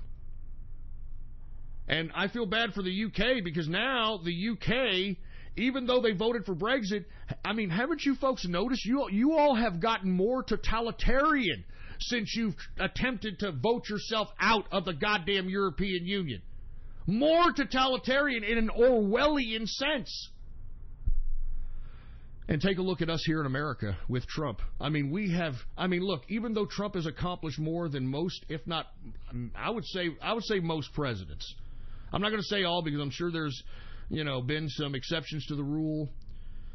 But he has accomplished more than most presidents in their entire tenures in a year and a half. And that's with the obstructionists of the Democrats. That's with the deep state against him. That's with this propagandized, weaponized media against him. And his own goddamn party against him, okay? Now, the reason I'm bringing all this up again, folks, is because I continue to ask, are these assholes at the FBI, at the DOJ, I'm talking Comey, I'm talking Peter Strzok, Lisa Page, I'm talking the Orrs, Nellie Orr was she was an employee of Fusion GPS, the company that comprised the Russian dossier, and her husband, I think his name is Bruce Orr, worked for the Department of Justice as the Deputy Attorney fucking General. I mean, shit! What else do we need out here? This Spygate is real, regardless of what the lamestream media says. Even James Clapper admitted that, yeah, we may have had people in the Trump administration, or excuse me, the Trump campaign in 2016, but we were actually helping Trump. You know, he should be thanking us. We were actually trying to protect him from the Russians. Protect him from the Russians? Are you shitting me? Protect him from the Russians? The goddamn Democrats started pushing this Russia-Trump nonsense right before November. And Clapper, the former head of the DNI, is going to sit here on fucking CNN and on The View and actually say to the American people that, yeah, you know, maybe there have been some agents in there, but we were trying to help Trump. We were trying to make sure that no Russians got to him. We're actually helping him. He should thank us. He admitted it, man. He admitted it. Folks, I don't care what side of the political spectrum you're on, this jeopardizes the very integrity of our government if we allow this to happen and no justice to take place. And I ask you once again and again and again I ask, are these people too big to jail? Are these people too big to jail? And if they are, folks, then do we really live in a free society? If James Comey, if Peter Strzok, Lisa Page, the Orrs, all these people in this conspiracy, if they're too big to jail, do we really live in a fucking free country? Is there any true justice? I mean, how are these unelected bureaucrats, because that's what they are. They're unelected bureaucrats. How the hell do they think in their warped bureaucratic mind that they can supersede the people's will? Because that's what they did in this grand conspiracy, folks. They tried to supersede the people's will. And we should be pissed off about it because these people are not kingmakers. These people are supposed to be the highest echelon of the judicial branch. They're supposed to be implementing justice. They're supposed to be implementing justice. Wake up, folks. We need to start demanding that some of these people start going to fucking prison. Because if we don't, it'll be the highest crime that people were able to get away with in an attempt to remove a duly elected president. I mean, we need to start demanding justice, man. I'm sorry. Listen, I know I went off keister about that particular Spygate situation, but it needs to be repeated over and over again. This whole Robert Mueller investigation should not even exist at this point. I mean, lest we forget that Peter Strzok and Lisa Page were a part of the goddamn Robert Mueller special counsel. This whole goddamn thing is tainted. And yet, you have a weaponized, propaganda-based media that's trying to shove down our throat that, no, our president is lying. He's lying. He's lying. What a fucking joke. What a joke.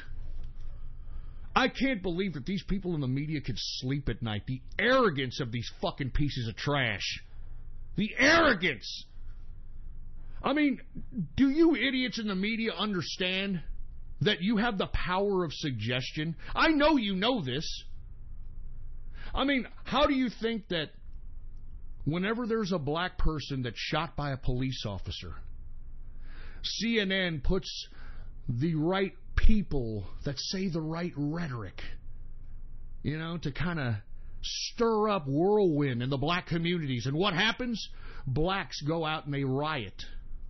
They riot because, we're tired of cops killing black people, even though, folks, you're more likely to get killed by another black person by 25 to 30 times a goddamn cop.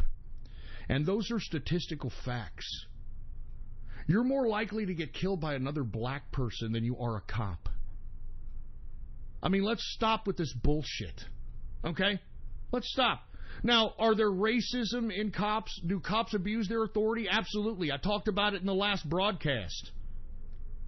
But to protest against police brutality is not to listen to liberal-ass CNN and have you black folks go out and riot in your own neighborhoods and you're burning down your own black businesses. What kind of sense does that make?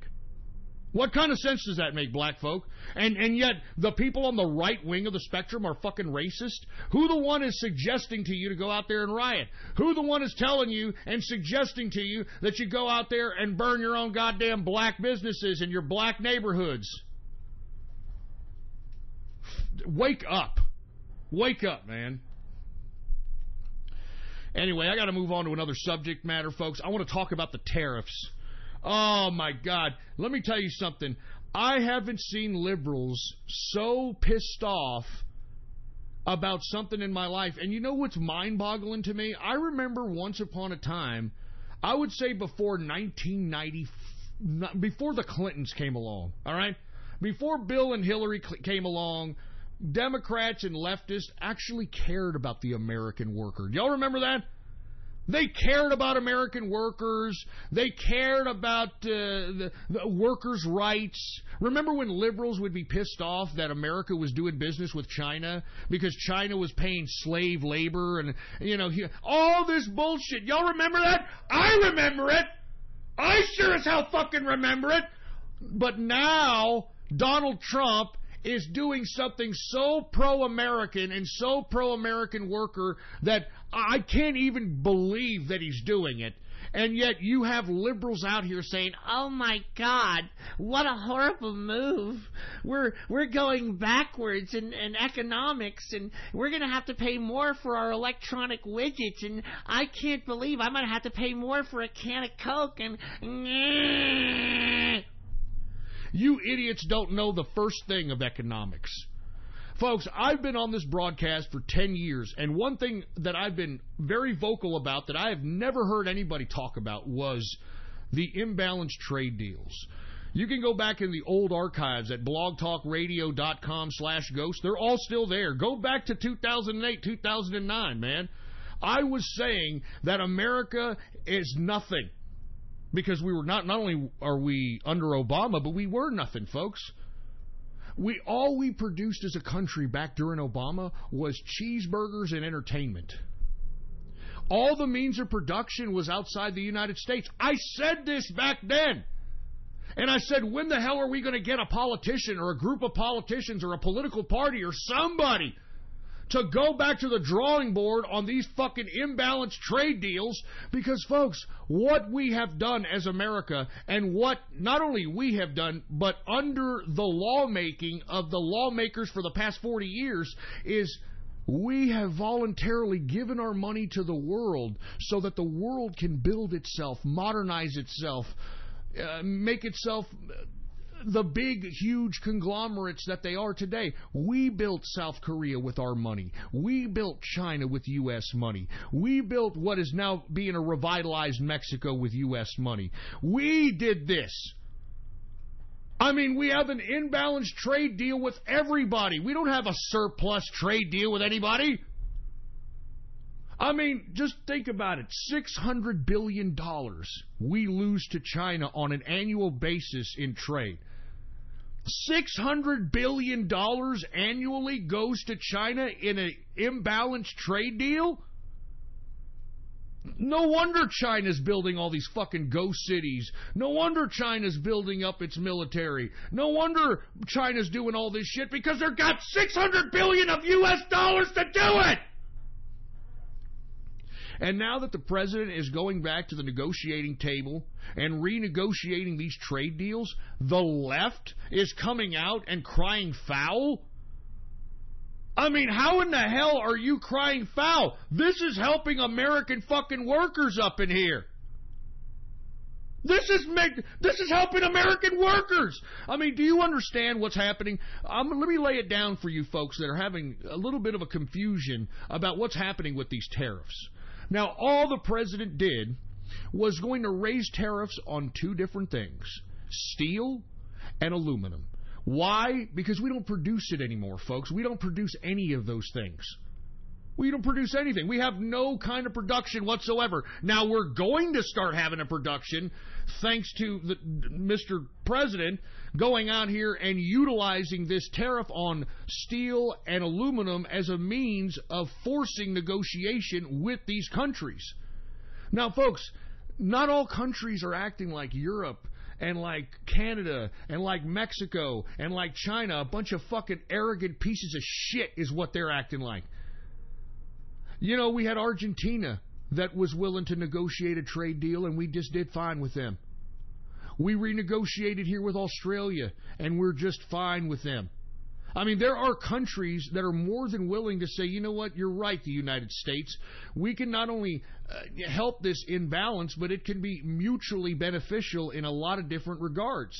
Because even though the country who initially has this generous deal with the United States, what they'll understand is aside from kind of creating a more balanced trade deal on both ends, but it opens up markets on both of those ends when those trade deals are even. Like, I'll let you into my country so you can tap into my markets. Or, hey, I'll let you into my country to tap. Do you understand? This is how these things work.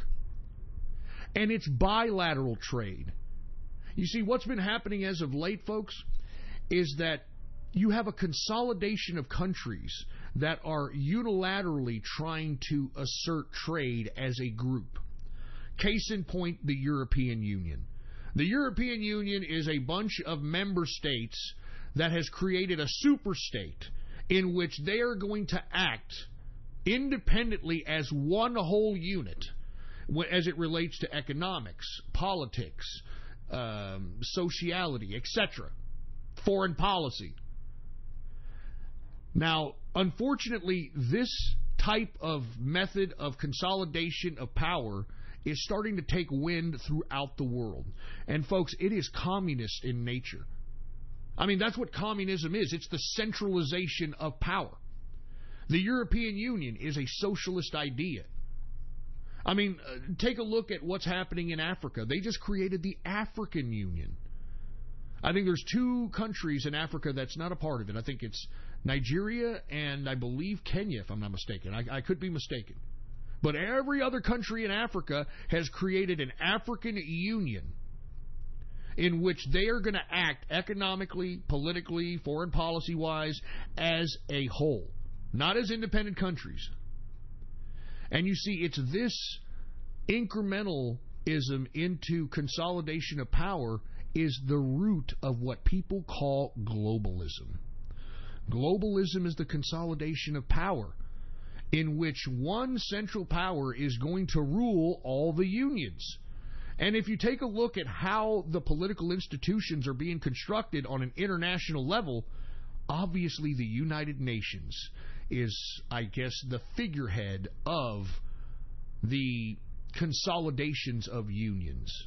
And you see, folks, what Donald Trump's election has done, it has poured sugar in the gas tank of globalism. Aside from Donald Trump reshifting the foreign policy of the United States of America, these tariffs, folks, these tariffs literally punch all these arrogant assholes who have been ripping off America for the past 30 or 40 years. It punches them right in the balls because, folks, we're the ones that are funding globalism. We are a debt-based society, meaning that all we have done for the past 25, 30 years has been consuming. So if they're going to supposedly throw tariffs on us in retaliation of our steel and aluminum tariffs, who gives a fuck? All right? I mean, we have no surplus with you fucking idiots. Who gives a shit? You're not threatening anybody, you fucking Eurocucks. I'm talking to the Eurocucks especially. I mean, how dare you fucking European Union pieces of trash, you no-good champagne socialist pieces of shit. How dare you not only say that, oh, I can't believe that you fuckers are out here and you're putting a tariff on the aluminum and you're putting the tariff on the steel. We're going to retaliate. We're going to retaliate, I say. Oh, yeah? Retaliate, you fucking Eurocucks, and see if we give a fuck, all right? Excuse my French. I'm sick and tired of you Eurocucks thinking that you're so fucking important, all right? You're useless, all right? Your goddamn euro is about to wither away because there's only like 2 countries holding up the whole fucking European Union as it is. All right? You're nothing. You're pieces of trash. And let me tell you something else. You don't even have a cohesive goddamn Europe. All right? You allowed, and I'm talking not just Brussels. I'm talking you people from Europe that look down upon America whenever you're online saying, oh, look at America. They're out there with their school shootings, and oh, look at this and that. Oh, yeah? Look at you allowing a bunch of Muslims to fucking invade your goddamn country and not only rape your women, pillage your land, but change your way of life. And you have the audacity to fucking talk shit about America? Point your noses up at America, you Euro cucks? We're out here still fighting. We're out here still politically active. You're submitting. You're on your fucking knees chewing kebab meat bag. That's what the fuck you're doing.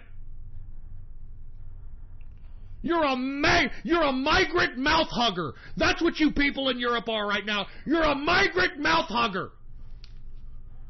I had a gab today, and I don't mean to say this. I know I'm going off keister here, but I had a gab today from some Euro cuck, obviously from Britannia, because I made a gab today about that stupid bicyclist Somalian. Did y'all see this?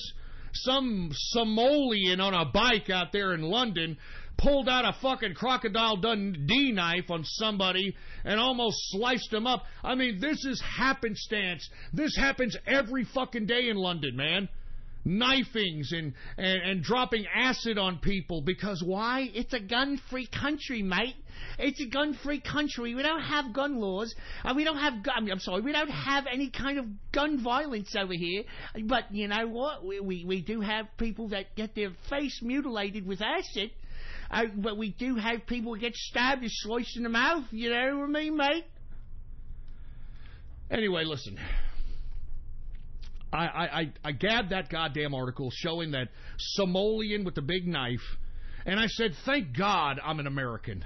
And you know, these arrogant Brits, you know, and listen, I have a lot of Brits that listen to me. They're in the inner circle. No offense to you guys. You guys are capitalists. But I find it odd that Brits have the audacity to sit here and talk shit on the internet about, oh, you Americans, you're uncivilized. Look at you. You got Antifa. You got your school shootings. You got this. You got that. And you're not civilized. Oh, yeah? This coming from the fucking people who fucking elected a mayor, a kebab mayor, who suggests that Islamic terrorism is part and parcel with living in the big city. And you all just accept that. You all just accept, you know, this massive amount of immigrants, of Yehudis just coming in and taking over your goddamn country. I mean, did you hear recently that in the UK that these goddamn Yehudis are trying to threaten the people of Britain to not bring their dogs out in public? Have you seen this shit? I'm not joking! You fucking Euro cucks are talking shit to us? You're talking shit to us? Look at you! Pure cuckery! Why aren't you doing a goddamn thing about it, Europe? For fuck's sake! I mean, why don't you go and do something against these Yehudis? And if you can't do something against the Yehudis, why don't you do something to your goddamn treasonous government? And you know, whenever I suggest that, I get these Euro cucks say, oh, you know what, Ghost, what are we supposed to do? I don't know, what are we supposed to do, mate? Well, for fuck's sake, why don't you think about something other than your champagne socialist self and maybe doing something selfless for once and doing something that can show the government that the people don't want this shit?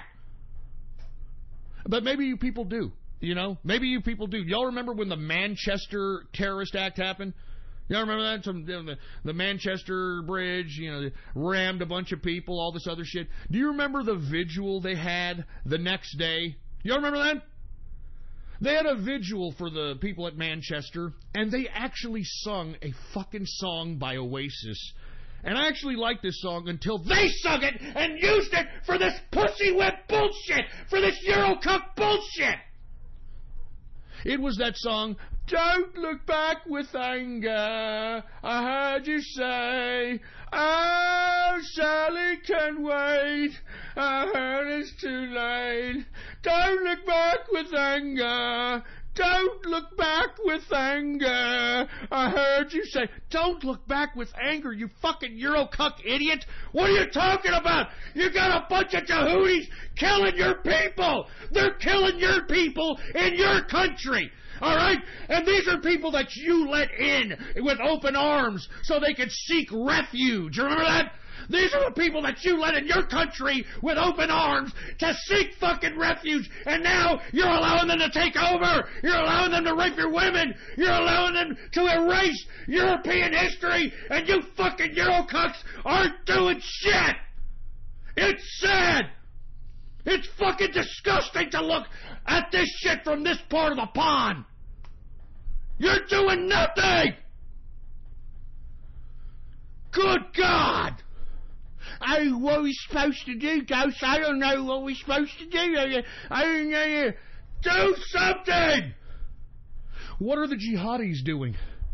Huh? What are the Jehudis that you let into your goddamn country, what are they doing to assert their authority? What are they doing so that the parliament obliges and bows down? What are they doing? They're committing violence! Don't you understand that?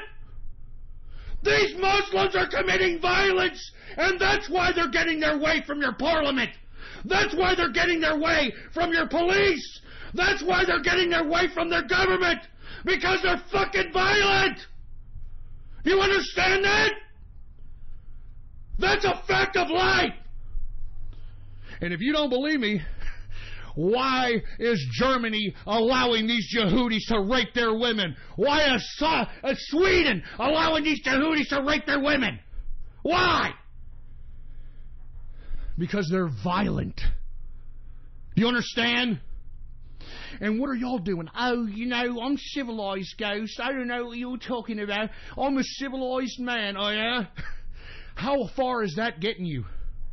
How far is that getting you in your socialist society? How far is that getting you? It's getting you butkus. It's getting you nothing. God damn you Eurocucks, man. God damn! Anyway, folks, look, I apologize, but I mean, I'm just so sick of seeing the old Europe, who has so much history, so much culture, art, literature, etc., architecture, being taken over by a bunch of Jehudis that they voluntarily let into their country to seek refuge. I can't believe it. And you know, these Eurocucks, they ain't doing anything about all that. I don't know what to do, Ghost. I'm just sitting here. I don't know. I didn't know the Prime Minister, Theresa May, she's the one who... Do something, for fuck's sake! I'm sorry, I'm going off keister. I'm supposed to be talking about tariffs here. Let's get back to tariffs. I'm sorry, man. I know that I'm going off on Europe, but it goes back to this. Our country has been the stupid country, just like our president has said, but we're not stupid anymore. We're awake. We are renegotiating our trade deals. And listen, there are countries that are more than willing to renegotiate with us. I've already named you some. Argentina, Australia. I mean, but it's the supposed partners of ours, right? Canada, Mexico, Europe, that are acting so arrogant that they feel it's their right for them to continue to bilk our goddamn country. And they feel no need to renegotiate whatsoever. And you know what this Eurocuck European Union said about our tariffs on steel and aluminum? That's all we have. It's just steel and aluminum. You know what they said? Oh, you know what, United States, your tariffs are illegal. Your tariffs are illegal. Who in the fuck are you dumb Eurocucks to say that what we do in our goddamn country is illegal? I mean, do you understand? This is what globalism is doing, man. These idiots in Brussels, these people in the European Union think that they're so powerful that they can say to us that implementing a goddamn aluminum and steel tariff on them is illegal. Even though they have tens of thousands of tariffs on a plethora of different products from the United States? How come it's not illegal for the European Union to put tariffs on our shit, but once we want to put tariffs on steel and aluminum, which, you know, the whole purpose of doing that is to not only gain leverage on a renegotiating trade deal, but to potentially bring back production to the United States. And I find it rather perplexing that the left, the liberals, back in the 80s and the 70s, they used to be all about the American worker. Oh, the American worker. We need to save the American worker. I mean, aren't these the same assholes that are hollering about $15 an hour minimum wage? I mean, give me a break. How come they're telling you, you dumb minions that are out there with your stupid picket sign saying $15 an hour, when your job is going to be outsourced for like $3 an hour? Or you're going to be automated to where you're not even going to be paid. No human beings are even going to do your job anymore because you're such an idiot. You don't even understand what you're doing to yourselves. And you see, that's what these leftists get off on. That's what they take advantage of. They take advantage of the fact that Mr. and Mrs. Joe Sixpack are not enlightened about economics, politics, social affairs, current events, pop culture, etc. And they utilize that to their advantage to misinform people. That's why you see so many misinformed leftists, because they don't know their ass from their elbow. They're just going to regurgitate whatever political romantic crap that was regurgitated out of some liberal suckhole. I'm all for these tariffs, folks. I'm for more tariffs. I mean, these people in the international community have nothing on us, folks. We are a debt-based country. They have been juicing us for our money for the past 25, 30 years. These people have no leverage on us. We don't produce anything that's fucking worth the shit. And even the crap that they're claiming that they're going to implement tariffs on, it's but 1%, maybe 1.5% at most of GDP. And you know what that's going to be offset by? The money that would have been going over there is going to be staying right here in this country. And that means that that money that would have been going to Europe, that would have been going to China, that would have been going to Mexico, that would have been going to Canada, it stays in the United States, and that money exchanges American hands over and over again. And as I've stated time and time again, folks, what creates wealth generation is if money exchanges hands all the way from the macro level of municipality to the micro level of municipality to the macro level of the United States, a whole country. We need money to exchange hands as much as possible. That's what creates wealth. I mean, have you ever been to a goddamn farmer's market or a swap meet or a flea market and seen people buy products from a vendor and then that vendor go to another vendor and take some of the money that he got from a customer and buy something from another vendor, and then that vendor takes that money and says, oh, I want a Coke. Let me go to this vendor over here and get a Coke. That's how wealth generation works. That's money-making opportunities. We need as many people exchanging money, exchanging hands as possible. You see, folks, that's what ruined our local economies all across the nation. We were just so worried about the cheapest price. I want the cheapest price. I want the cheapest price. And we all went to Walmart, and when we all went to Walmart, what happened? It ruined everything. And how does that happen? Well, folks, just like I was telling you, your city is a market. Your town is a market. And you have the power, believe it or not. Where you spend your money is a political statement. So if you know somebody is providing a service for the community, let's say somebody's a furniture seller or a car seller, and they're local, and you take your business to them and you make them rich, they're going to spend those millions or those hundreds of thousands in the community. They're going to go buy a badass car within the community. They're going to go buy badass products, badass clothes, badass furniture within the community. Unlike Walmart, what happens when you spend your money at Walmart? At 12 midnight, folks, that money is wired to the headquarters of Walmart, wherever the hell that is. So that means all that money that was spent in that local community at that Walmart is gone. It doesn't get to exchange hands. It doesn't get to circulate in the local community whatsoever. And that's why you have communities breaking down all over the country, because when you don't have money circulating in a town, when you don't have money circulating in a city, then that is going to provide a two-tier system. The two-tier system meaning that the people that are the employees are going to be the ones getting the scraps of whatever's spent at their employer's location. For instance,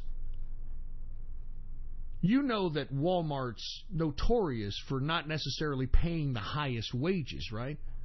So let's say they pay $300 a week for an employee to do the menial labor.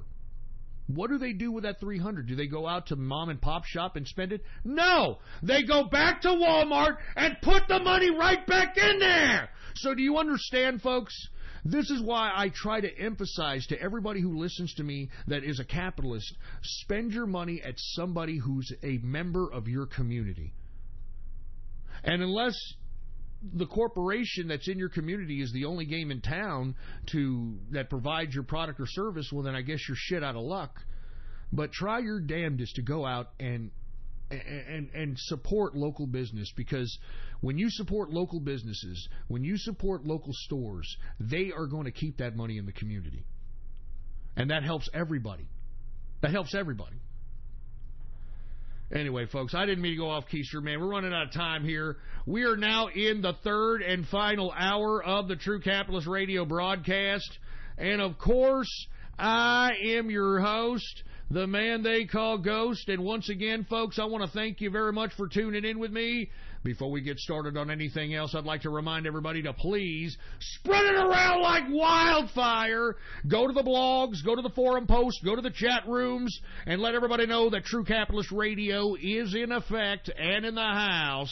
And we are live every Monday, Wednesday, and Friday, 6:30 p.m. Central Standard Time, right here on the official website of the True Capitalist Radio Show, folks. And I love being independent now. Ghost.report. That's what you type in your browser. That's the home of the True Capitalist Radio broadcast. Ghost.report. It's as simple as that. That's what you type in your browser.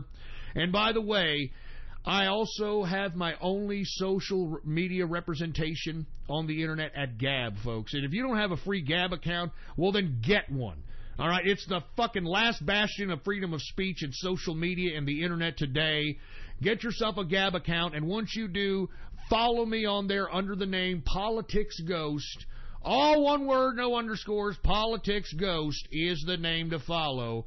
And by the way, if you want to be a part of the True Capitalist Radio chat room, I will be in here later on this evening talking to these guys, having a baller Friday, etc. If you want to be a part of the True Capitalist Radio chat room, all you got to do is go to my Gab right now. Go to my Gab! Check out my Gab!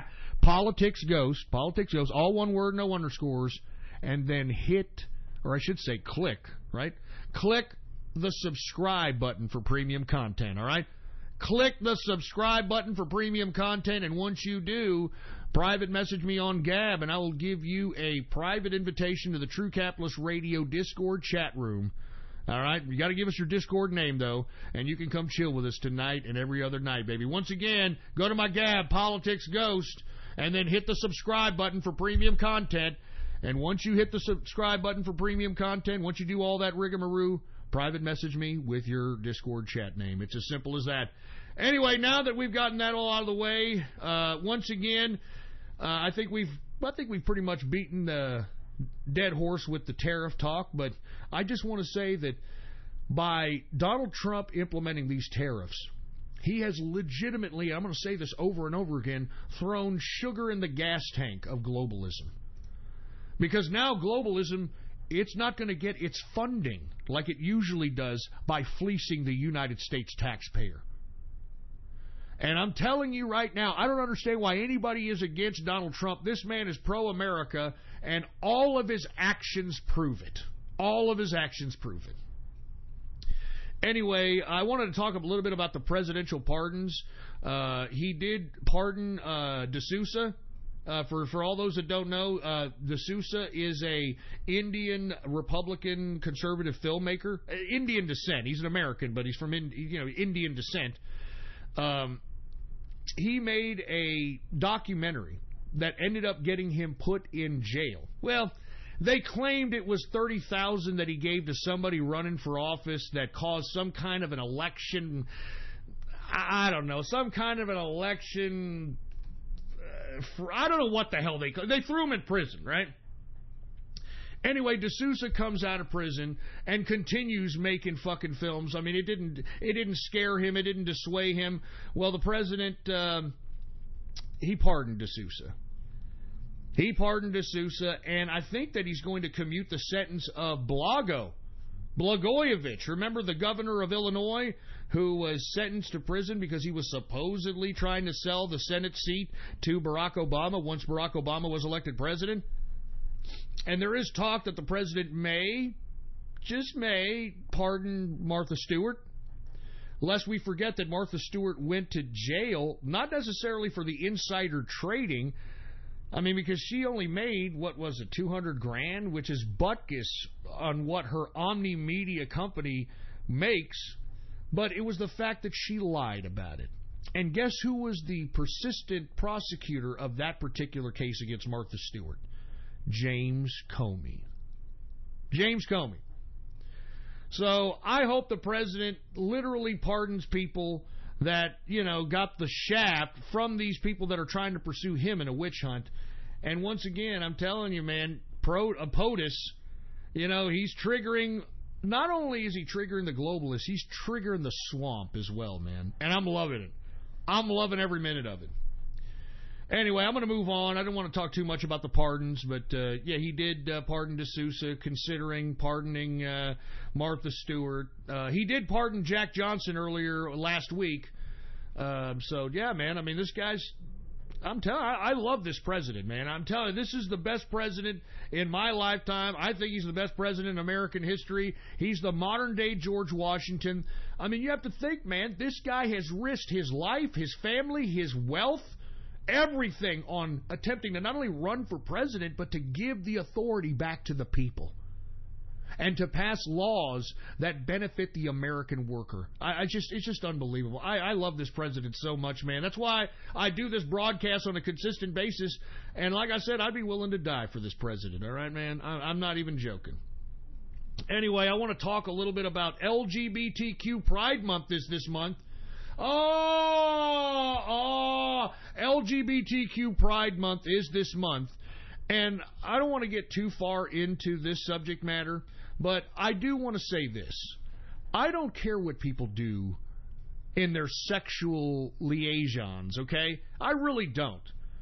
All right? I mean, I've had people confess to me in the True Capitalist Radio chat room that they've had same-sex sexual escapades, but they're not out here marching with LGBTQ because, it was just something they wanted to do. They were partying, they were tripping on Molly, or they were doing cocaine, or whatever their excuse was, all right?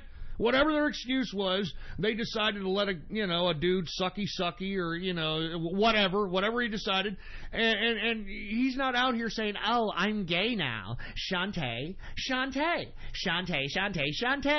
No, that's not what's happening. And you see, this is what you people in the LGBTQ need to understand. There's no pride, first of all, in an environment that not only identifies an individual based on how they like to fuck, because that's what LGBTQ is, folks, okay? Let's just be honest, okay? It's the identification on how one likes to fuck, all right? And that should not be the first virtue you should identify on a human being. That shouldn't be something that should be identifiable right off the bat when you meet somebody. I mean, what should be the content of your character is whether you're loyal, whether you're a nice person, whether you help people, that sort of. You take it up the fucking boy pussy, okay? I mean, seriously, man. And not to mention, okay, look, whatever, you want to be pride, you're pride because you suck cocks and you take it in the ass and you muff dive. Okay, great. Okay, y'all are prideful about that. I'm going to be honest with you, okay? I lived in Austin, Texas for a long time of my life, and I'm living right now in San Antonio. Both of these places are pretty fucking gay, okay? They're gays all over the place. And you know something? I don't see any pride in the gay community. You know what I see? I see a bunch of pause holes trying to pause neg holes. And that's what I see. I see a bunch of pause holes trying to pause neg holes. And you know what pisses me off? Is that where's the pride in that? I've seen it with my own fucking eyes in Austin, Texas. Notorious faggots that are out here obviously infected with the AIDS, trying to purposely nurture and go up to these young gay people, 18, 19 years old, just trying to identify themselves as gay and all this bullshit. And these pause holes go up to these people like a fucking bunch of fresh meat. And before they even have time to live their lives, they are infected with HIV/AIDS. And you know what makes me sick about HIV/AIDS? Is now HIV/AIDS has become some sort of activism. It's become some sort of activism or some shit.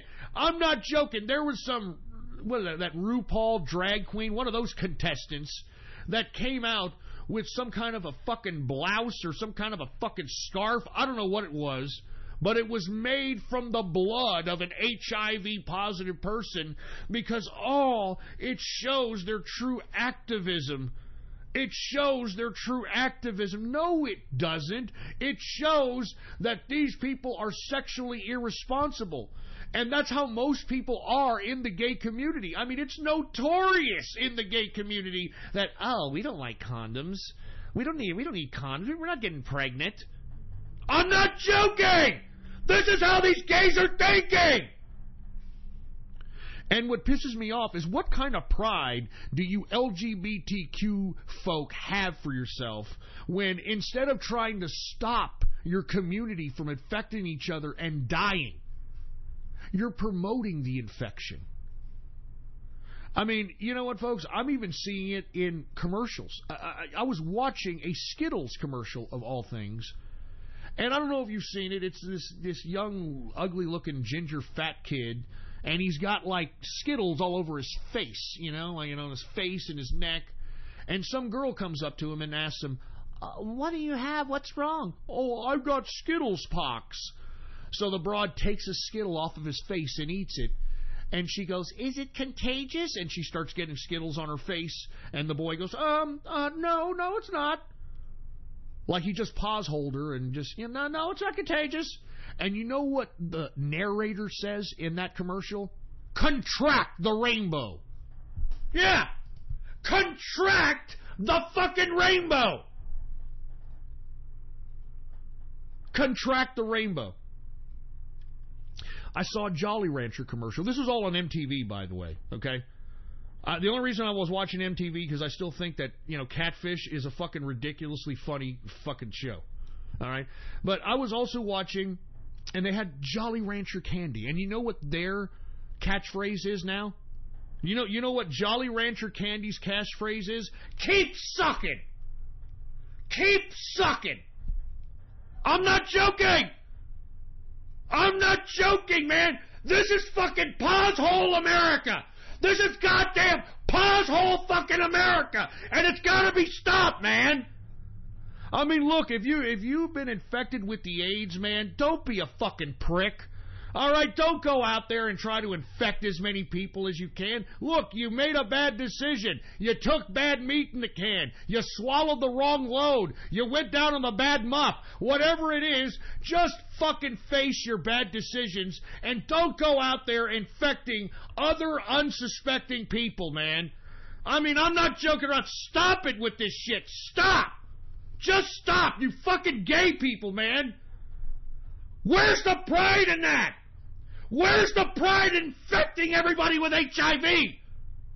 Where's the pride in infecting somebody with the AIDS unsuspectingly? Oh, but you know what? You're positive now, so you're one of us, right? Huh? Gooble gobble, one of us, one of us. Gooble gobble, one of us. Oh, Jesus. Anyway, look, I'm sorry. I didn't mean to go off keister on the LGBT in that extensive regard, but you people understand what I'm saying, right? I mean, where's the fucking pride when you're all pause-holing each other, for fuck's sake, man? There's no pride in that. You have no even pride in yourself. I mean, seriously, folks. I mean, let's be honest. I'm not afraid to say this shit because this is my fucking podcast and I can say what I want. But there's no pride in infecting unsuspecting people with the AIDS, man. So you can have your little fucking Pride Month all you want to, but man, let me tell you, us rational, common sense people know that you people are sick. You people are sick in the head because, look, I don't care if you want to have freaking your prostate massage by man meat, okay? I don't care! But by God, folks, don't you understand that you can protect yourself? You could put a condom on your goddamn schlong head before you go into a dirty ass. All right? I mean, you could put a fucking, what do you call a beaver dam? What do you call it? Like a dental dam. I'm sorry. A dental dam on the twat of some broad you go down on. I mean, come on, man. You can play this safe. Why do you all insist on going on? You know what? I don't care about condoms. You know what? I don't care. I'm taking loads, dude. I'm taking loads tonight, okay? I'm going on Grindr, and I'm putting my fucking nice ass up, and I'm going to say, taking loads. What the fuck kind of pride is that, man? That's the pride you guys are out here celebrating? That's pride? That's pride? Yeah, taking all raw takers. Man, I can't believe you. And look, I challenge anybody who's gay, who is so LGBTQ, to come on my fucking broadcast and try to prove me wrong. Where's the pride? Where's the pride in infecting people with fucking HIV/AIDS? That's what I thought. Anyway, I want to move on to another subject. I want to talk about Gab for a second, folks. I don't know if you folks are familiar, but once again, the alt-right fucking shit up once again, folks. I came across an article by the Daily Beast. It's called Conspiracy Theories Are Eating This Alt-Right Friendly Site from the Inside. It's by Kelly Whale, probably some bulldyke or who the hell knows. But I'm going to, read some of this to you to let you know what the hell's happening on Gab. All right, let me read the first paragraph. The picture of the news surrounded by swastikas was the last straw. It's coming for you. Are you excited? A user on Gab wrote, Yustaf Sanduja. Sanduja is one of the executives for Gab. And, it kind of disturbed Sanduja because he's not used to being in the spotlight in the internet sense. And anybody who knows that's been in the internet for a while and been on the, any kind of a radar out here, you got a lot of sick assholes on the internet who want to get a rise out of somebody and will do something as creepy as this. Now, Sanduja promises to alert a law enforcement when he got this particular threat. And apparently it made it worse, all right? Now, Sanduja is the chief operating officer of Gab, a social media site beloved by the alt-right, including a vocal contingent of Nazis, more like Nazi LARPing pieces of shit, all right? These people are Nazi LARPers, all right? That's why they're trying to fuck with Sanduja over the internets. Instead of, doing something. I mean, these people are all a bunch of LARPers, man. I've already exposed all these people. They're pieces of trash. They don't want none of the capitalist army. They don't want none of us. We've made them look lower than a leprechaun's nutsack. And every time we have cornered them and put them into a mental midget capacity, all they can do is say, the Jew! The Jew! The Jew! So anyway, the Daily Beast is trying to put down Gab in this article. But while they're trying to put them down, they're highlighting the fact that Sanduja and Andrew Torba, which Andrew Torba is the founder of Gab, and Sanduja is the chief, operating officer, financial officer, I forgot what he was. Either way, they're both executives of the company. And they're being targeted by the alt-right. They're being targeted by those that believe that Gab is a grand Jewish conspiracy, even though they stay on the goddamn website, which is ironic, just saying, okay? And now they're literally targeting the guys that created this format so that they could be able to go spout off their stupid, ridiculous, Nazi LARPing rhetoric. Now, this is why I came at the alt-right and the white nationalists for the past 2 years.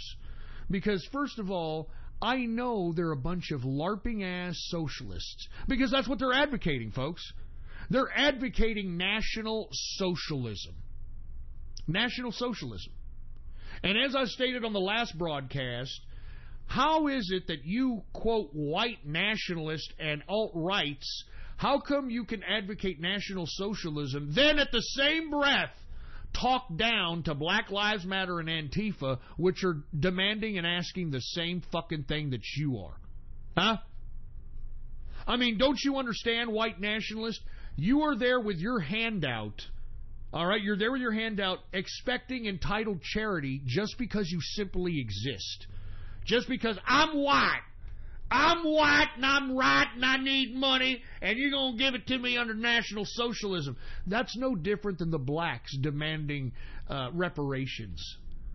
That's no different than, blacks demanding more welfare, for fuck's sake, which is what all you alt-right white nationalists like to criticize when bashing other ethnic minority groups. Now, I feel genuinely sorry for the executives of Gab.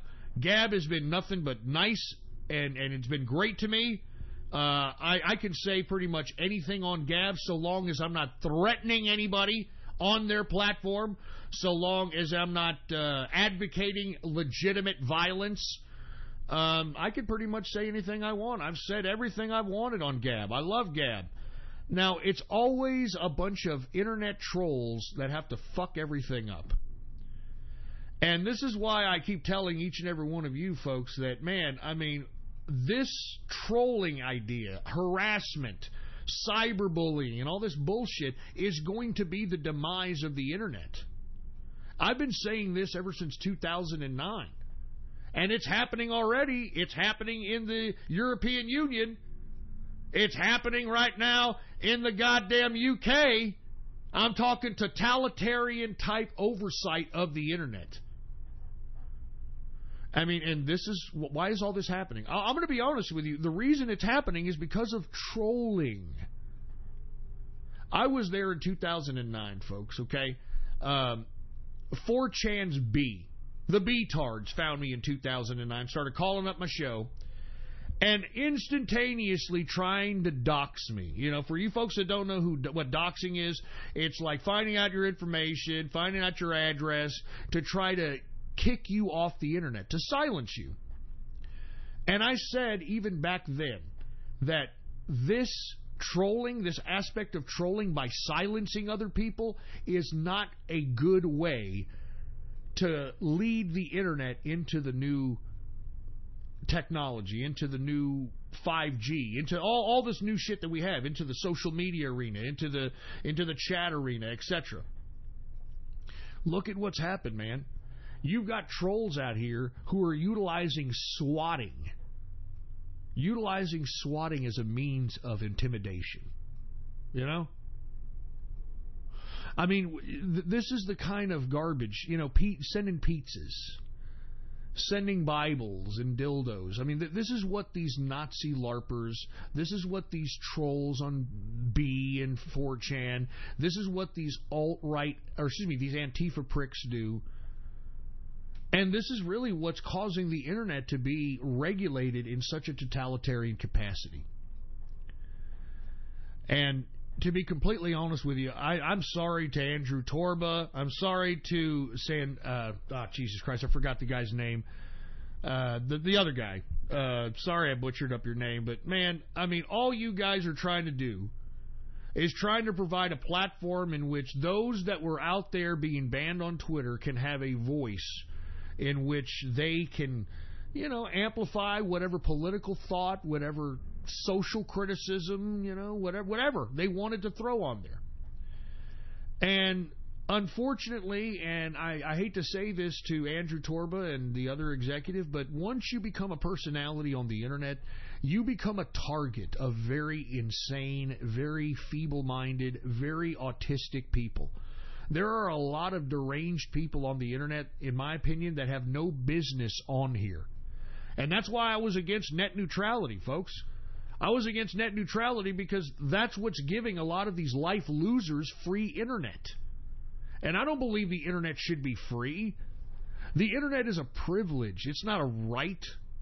I mean, and let's just say for the sake of argument, oh, man, come on, Ghost. Don't you want to give the motherfuckers in the projects some motherfucking Wi-Fi, man? Go ahead and get the motherfuckers in the project some motherfucking Wi-Fi, man. Okay, we gave them Wi-Fi. Did they enhance their intellectual potential by having free Wi-Fi in the projects? No! Did they expand their reading or math comprehension skills based upon having free Wi-Fi in the projects? No! You know what they did? World Star! That's what the fuck they did. World Star! Oh, my God. The Vine. Do it for the Vine. Remember that shit? Do it for the Vine. Do it for the Vine. Do it for the dick. Do it for the Vine. Do it for the Vine. Oh, man, speaking of Vine, I'm so glad that's gone and over with, man. Let me ask you something. Listen, I don't mean to be racially critical here, but I have to ask black people a question.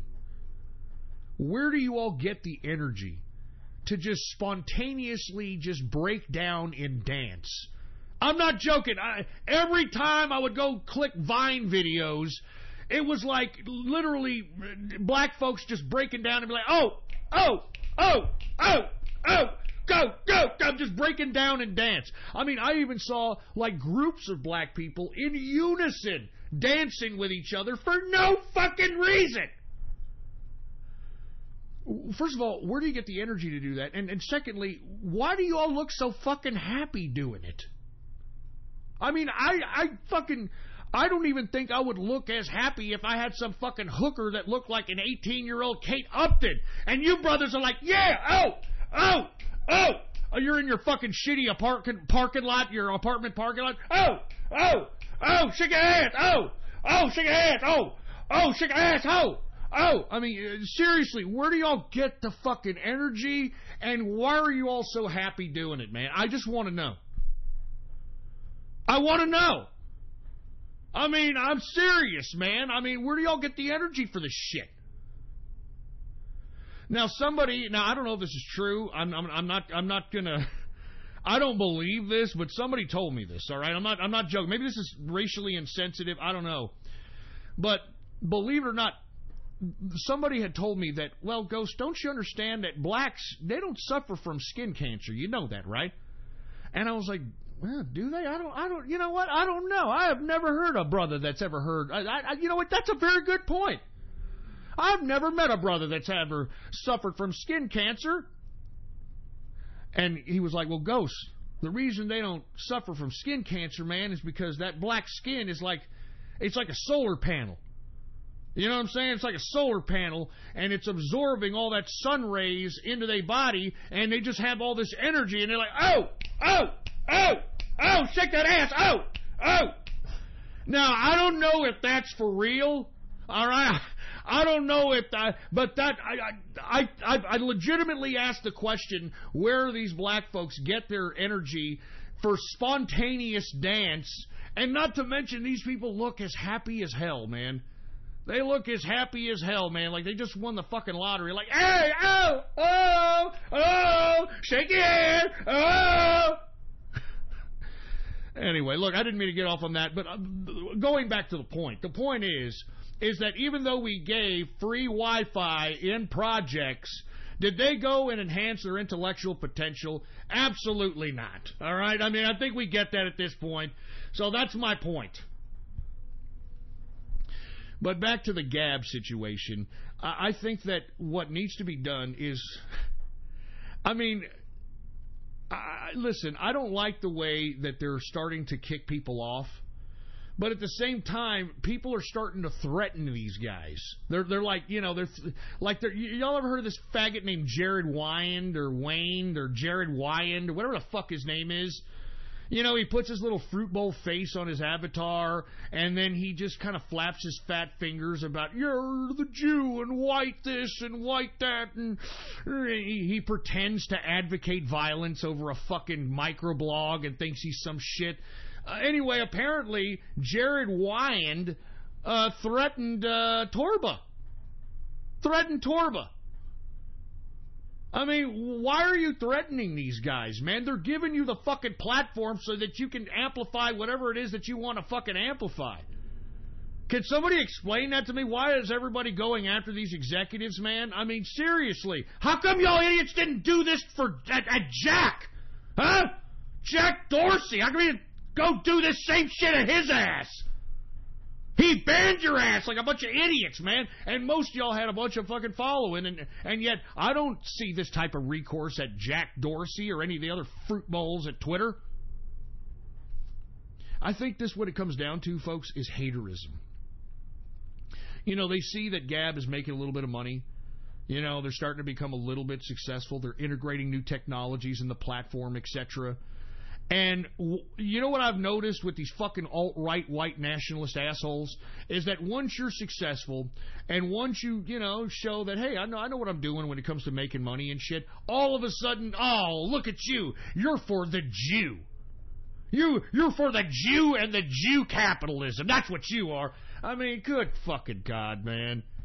I'm so sick of these alt-right white nationalist pricks, man. I mean, I want to say they do not speak for any capitalist. They do not speak for anybody on the Trump train. These people, if you want my opinion, aside from them being Nazi LARPers, which are being inspired by these fucking talking heads like Andrew Anglin and the crying Nazi Cantwell and that faggot Richard Spencer, they're being all egged on by these idiots. And let's be honest, man. I mean, even though they're claiming to be so violent and threatening people, are they truly violent? No. I saw them get their asses handed to them and kicked out of Charlottesville by Antifa and Black Lives Matter. Did y'all see that? I saw it from Baked Alaska's faggoty stream, all right? Baked Alaska, he got something thrown in his eyes. He started crying like a bitch, had to be taken out in a stretcher or whatever.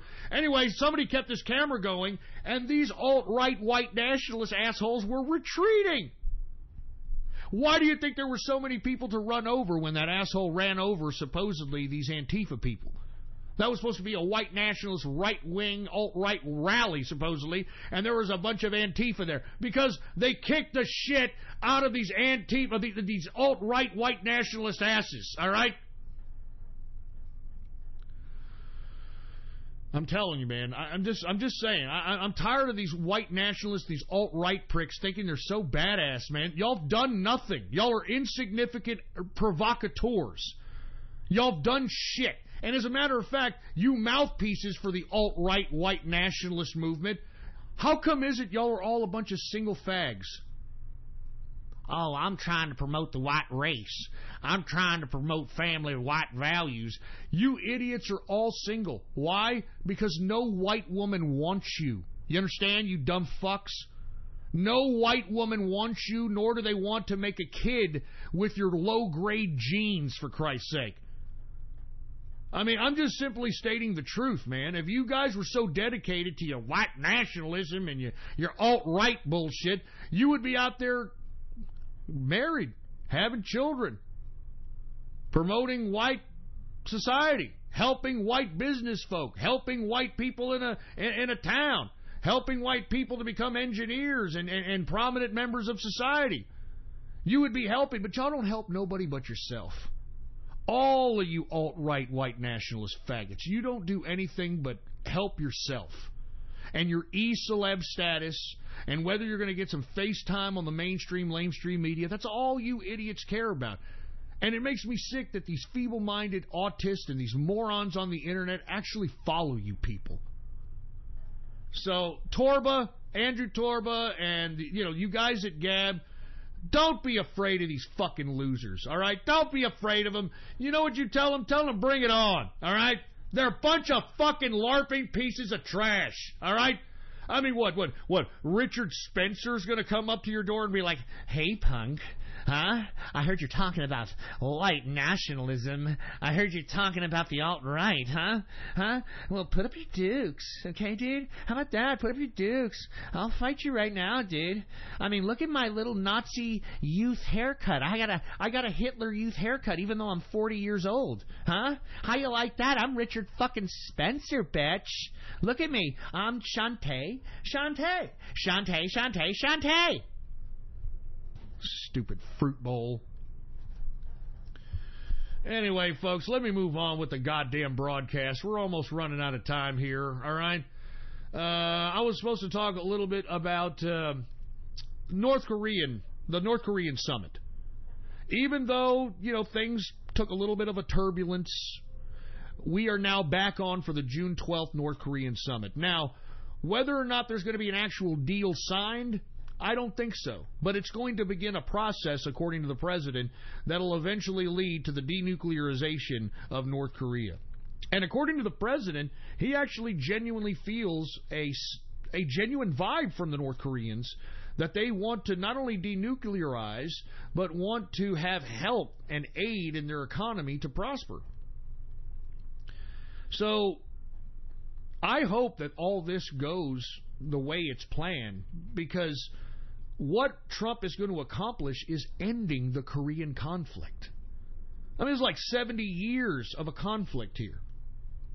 And yet, you don't hear none of the left-wing, mainstream media giving Trump any kind of credit. I mean, isn't this what you all claim that you do so well? Right? Isn't that what the left and the Democrats claim they do so well? Oh, we understand diplomacy, okay? And here you have Donald Trump outdoing the best diplomatic work of your last candidate that was supposed to be Mr. Diplomacy. Remember, that's what Barack Obama, that's what he ran on. He ran on Mr. Diplomacy. Hey, they'll love me. That's what I'm serious. That whole apology tour shit, hey, they'll love me, elect me. And all Obama did was make America look like a weak piece of fruity crap, just like he was. His tranny wife had bigger balls than Barack Obama. And lest we forget, I am never going to let people forget this, that towards the end, the last year of Obama's presidency, when he went to go visit China, the Chinese government forced Obama to come out the asshole of Air Force One. I mean, we had no respect in the international community. But now that Donald Trump is in power, now that he's making diplomatic moves and rearranging trade deals and doing everything pro-America, now America's respected on the world stage. Now America is a force to be reckoned with. Now we're telling Europe, hey, we're going to put a tariff on fucking steel and aluminum, and if you don't like it, you could suck it. What are you going to do about it, Europe? You got a $200 billion surplus on us. We got a $200 billion deficit on you. So what? You're going to throw what are you going to throw? You're going to throw tariffs on our shit? You don't even buy our shit. We're at a $200 billion annual deficit on a trade basis with you Euro cucks. We're at a $600 billion annual deficit when it comes to trade with China. We're at almost $80 billion with Mexico. So you mean to tell me that these arrogant fucking countries think that they're in the position to tell us what to do? They're the ones that are going to lose money. It's their economies that are going to be plundering because they need that money from us, folks. And that's why you've got this fucking globalist propaganda media trying to spread every lie they can about what's going on with these tariffs. Don't fucking believe them. It's time we start thinking about America again, the American worker, and the American way of life. That's what this president represents. America! Don't you understand that? That's what this country is! It's America! And we should preserve it!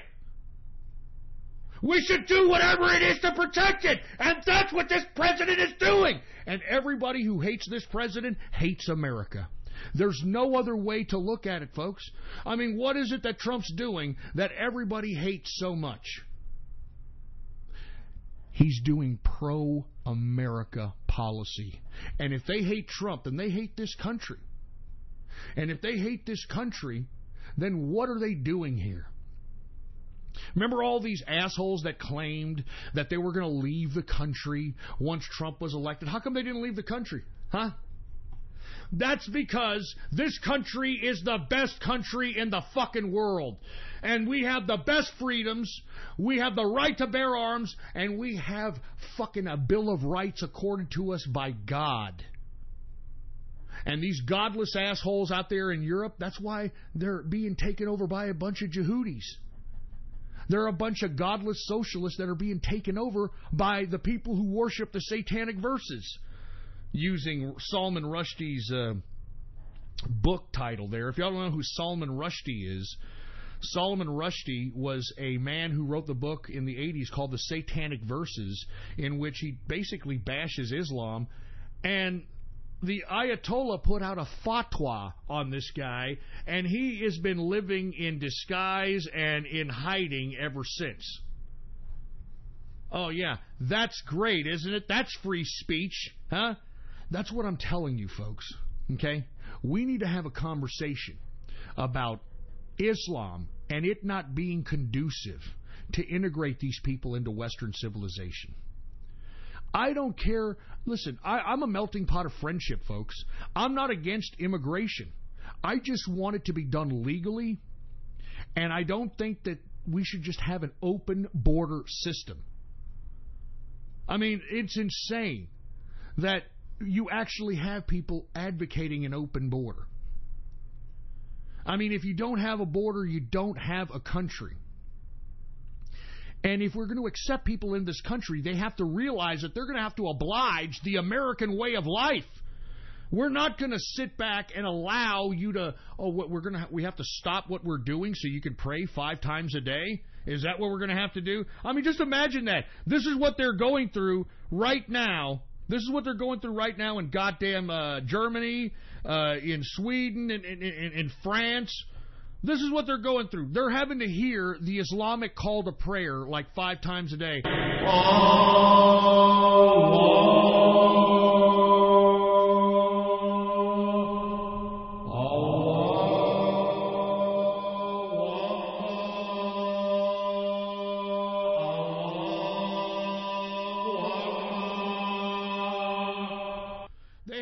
They hear the fucking call to prayer all the goddamn time now.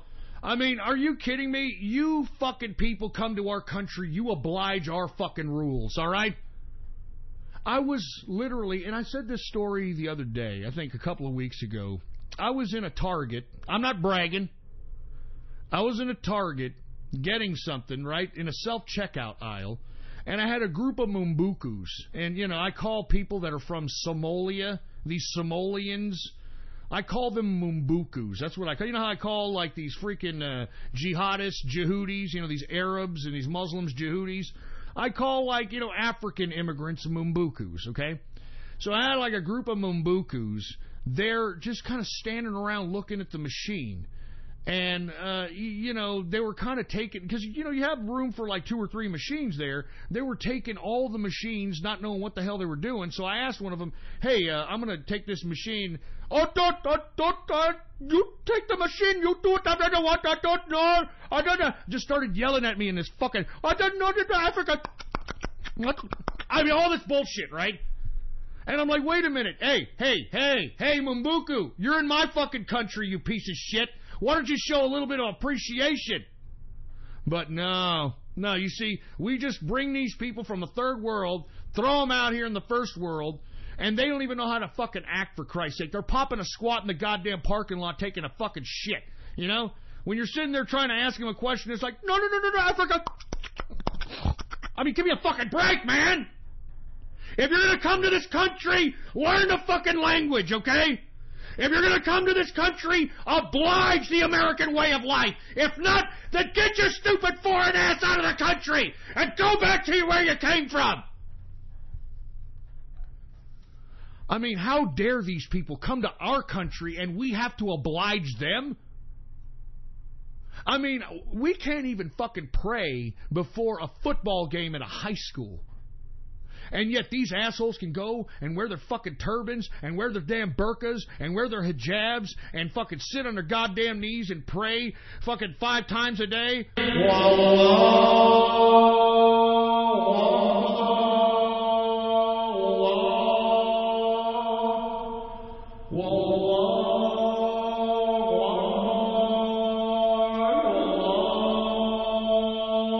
I mean, give me a goddamn break with this shit. Come on, man. Does anybody have any American pride anymore, for fuck's sake? I mean, does anybody have any American self-worth? I mean, at least based Denmark does. Did you hear about Denmark? Denmark finally is one of the first European countries out there to put a ban on fucking burqas, man. I mean, no shit. Put a ban on burqas and hijabs. I mean, don't you women know that burqas and hijabs are an oppression to women? It's a symbol of oppression to women. And yet, these fatties and uglies at the Million Woman March are marching with dumb cunts in hijabs. And they're, quote, oh, we're independent women. You stupid broad, don't you understand that the reason she's wearing a hijab is because her husband has thrown her back in the kitchen, for a lack of a better term. Do you understand that? That's why that woman's out there, because a fucking husband threw a raincoat over her head and said, look, if you're going to go, and you're going to go commiserate with the American women, you better put on this burqa. And if you're not going to put on burqa, you put on the hijab. And you make sure you get as many American women into hijab as you can. Wallah Akbar. Wallah Akbar. Do you understand that, fatties and uglies? That they are in the kitchen, that they know their role, and they're shutting their hole whenever their man is in front of you. You dumb cunts understand that's why they're wearing a hijab. Because a man told them to do that. You're not going to leave unless you put that over your fucking head, or I'm going to beat your fucking ass. Wallah Akbar. I mean, you all understand this, right? Anyway, folks, Denmark bans burqas. Thank fucking God, man. We need more people to ban this shit. And what are people going to say? Oh, well, you're prejudiced against the Arabs. You're prejudiced against Islam. No, we just have a little bit more respect for our women in Western civilization than they do in Islam. Did you know that those women in hijabs probably have had their clitorises cut off? That is a woman's circumcision. So what does that mean when they get their clitoris cut off? That means they get no sexual gratification. So that's a pretty different life as a woman if you have no sexual gratification. That's why these women, they don't mind being beaten. That's why they don't mind being submissive. I'm not even kidding around. They have no drive. They have nothing. I mean, if you don't believe me, you women that are in America that think, oh, domestic violence is bad, why don't you Google up or search on YouTube Muslim woman abuse. Take a look at that abuse over there, okay? And ask yourself, are you at the Million Woman March because you really want somebody to do that to you as opposed to being independent? Because I've said this before. I personally believe that many of the fatties and uglies that were at the Million Woman March, they're not out there for woman liberation. They're not out there for, oh, you make me a sandwich. I'm a woman. Hear me roar. No, that's not what they're there for. I think, in my personal opinion, that they are subconsciously wanting somebody to physically throw them back in the kitchen so that they don't have that changed my mind grief to think about. Because let me explain what's happened here, okay? Once we started giving women the right to vote and they started burning their bras and muff diving and all this bullshit, right? I mean, all of a sudden, women thought that they could be independent and do everything that a man can do. I can do anything a man can do. So they decided that they can have their own children with no husband. They thought that they could become corporate moguls. They thought that they could pay their own mortgages and, cook their own food, do all the decisions, everything, live life and do it all on their own. And they're finding out now, folks, that most women can't. And the proof is in the statistics of all the women that are having strokes by the time they're in their 30s, by all the women that are having heart attacks by the time they're in their 30s, by all the women that are having cancers by the time they're in their 30s. It's because, folks, they can't handle the stress and the onslaught of an entire life, family, workload, social life, bills, all this shit. And they can't take it. So women are never going to admit they're wrong.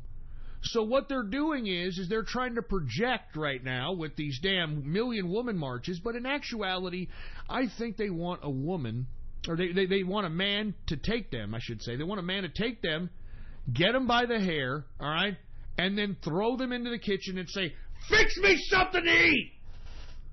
Just like that asshole in Urban Cowboy. If y'all have never seen the movie Urban Cowboy, it's a John Travolta, Deborah Winger movie, please watch it. It is the story of women, okay? All right? It's exactly what I'm telling you now. Women will never admit they're fucking wrong, ever. And if they make a decision, they will live with that decision just to prove to the other person for which they made the decision because of, or the root of that decision, just to show them that, yeah, I'm happy.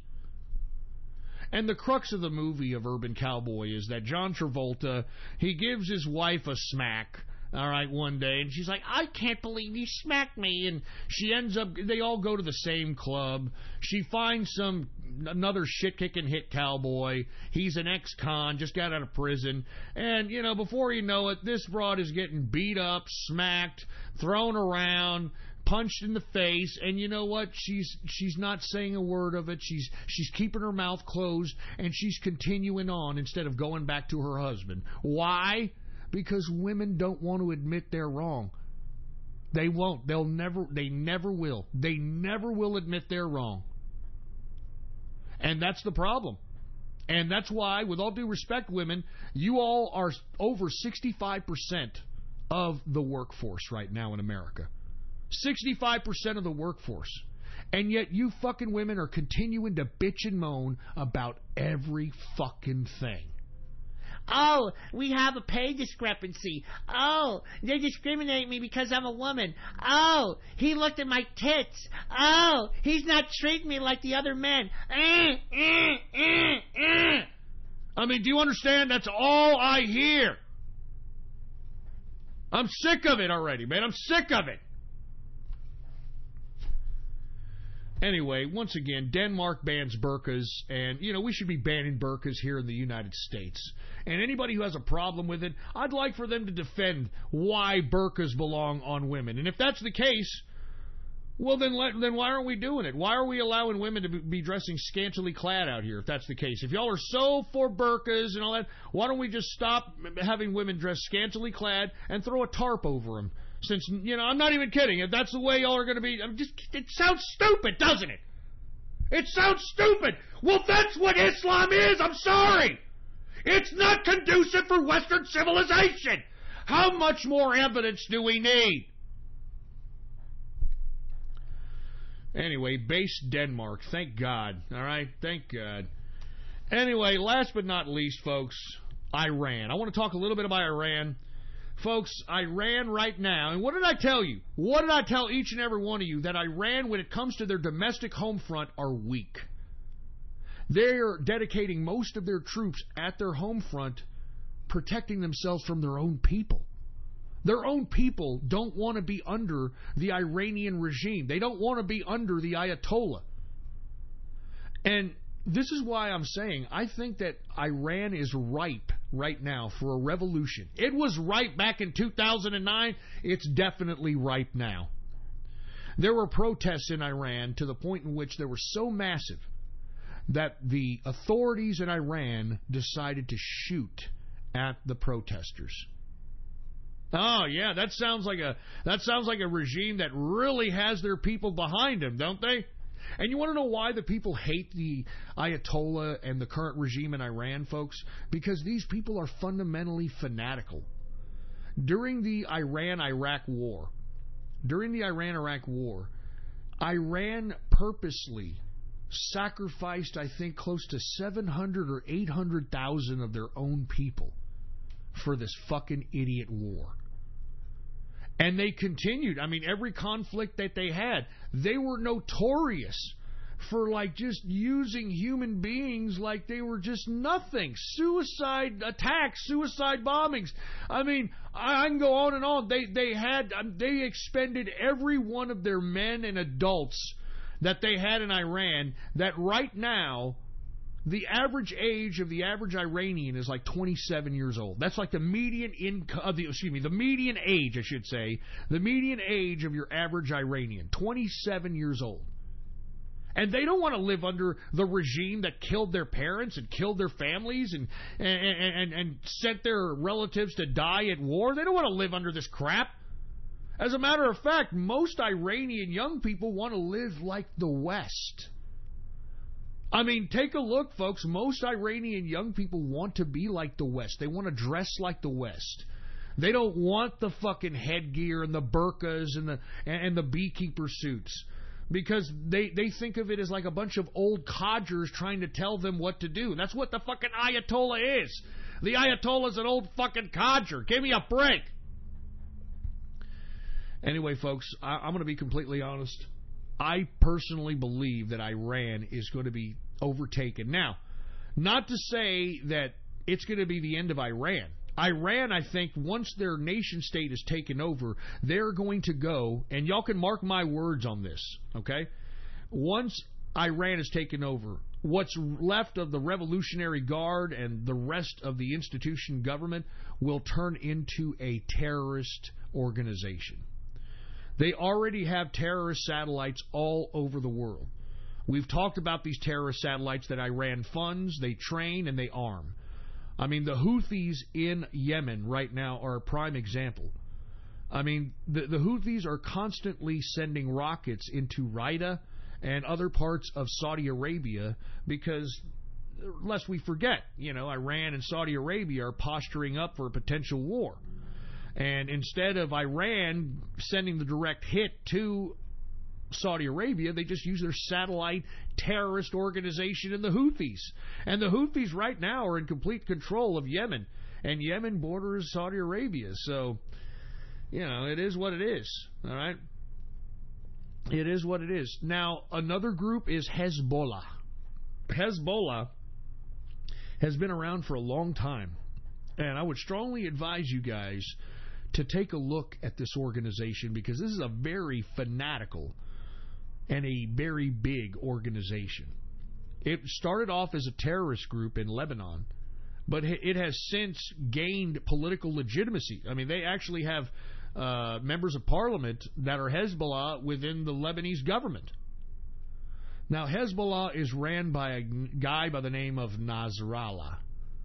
Now, if you look up a speech by Nasrallah in Lebanon, take a look at how many thousands, hundreds of thousands of people chant that they would die for Nasrallah. I mean, that's what they chant.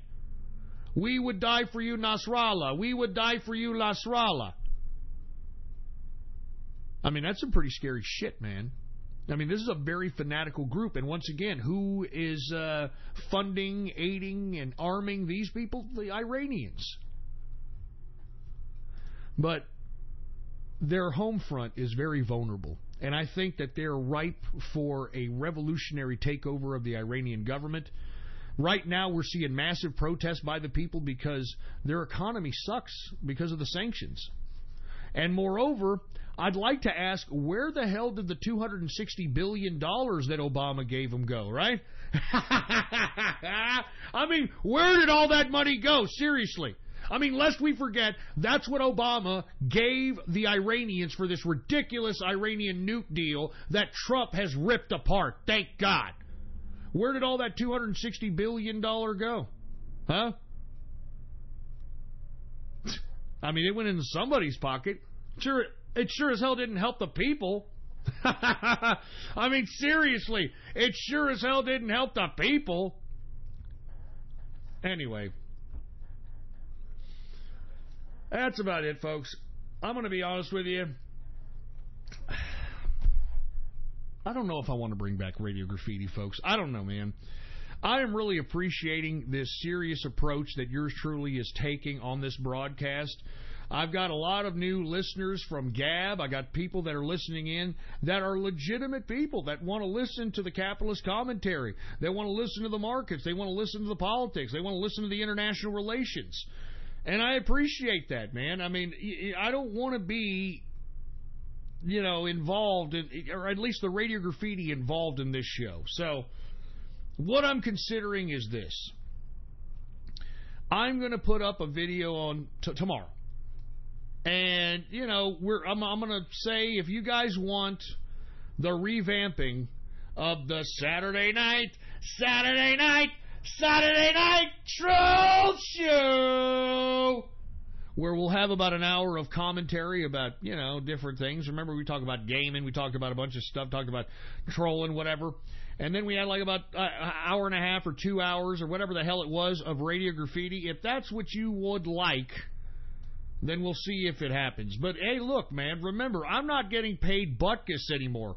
If anything, I'm in the hole for this broadcast because when I was at Blog Talk Radio, they were at least giving me $4,000 a month on average for broadcasting at their goddamn platform, man. Now, I'm in the hole like a couple of grand for all this fucking equipment, and on top of which, I ain't getting paid dick, all right?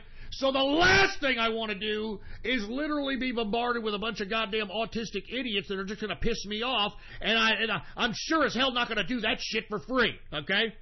So, look, I have seen all you autists and Aspergers that want Radio Graffiti. I've seen many of your cartoons, okay? Now, I don't look at those cartoons, but people have shown me where they crowdfund your little weird cartoons. And I saw crowdfunding of some goddamn freak show cartoon called, what was it called? Barn Orgy? Or some shit?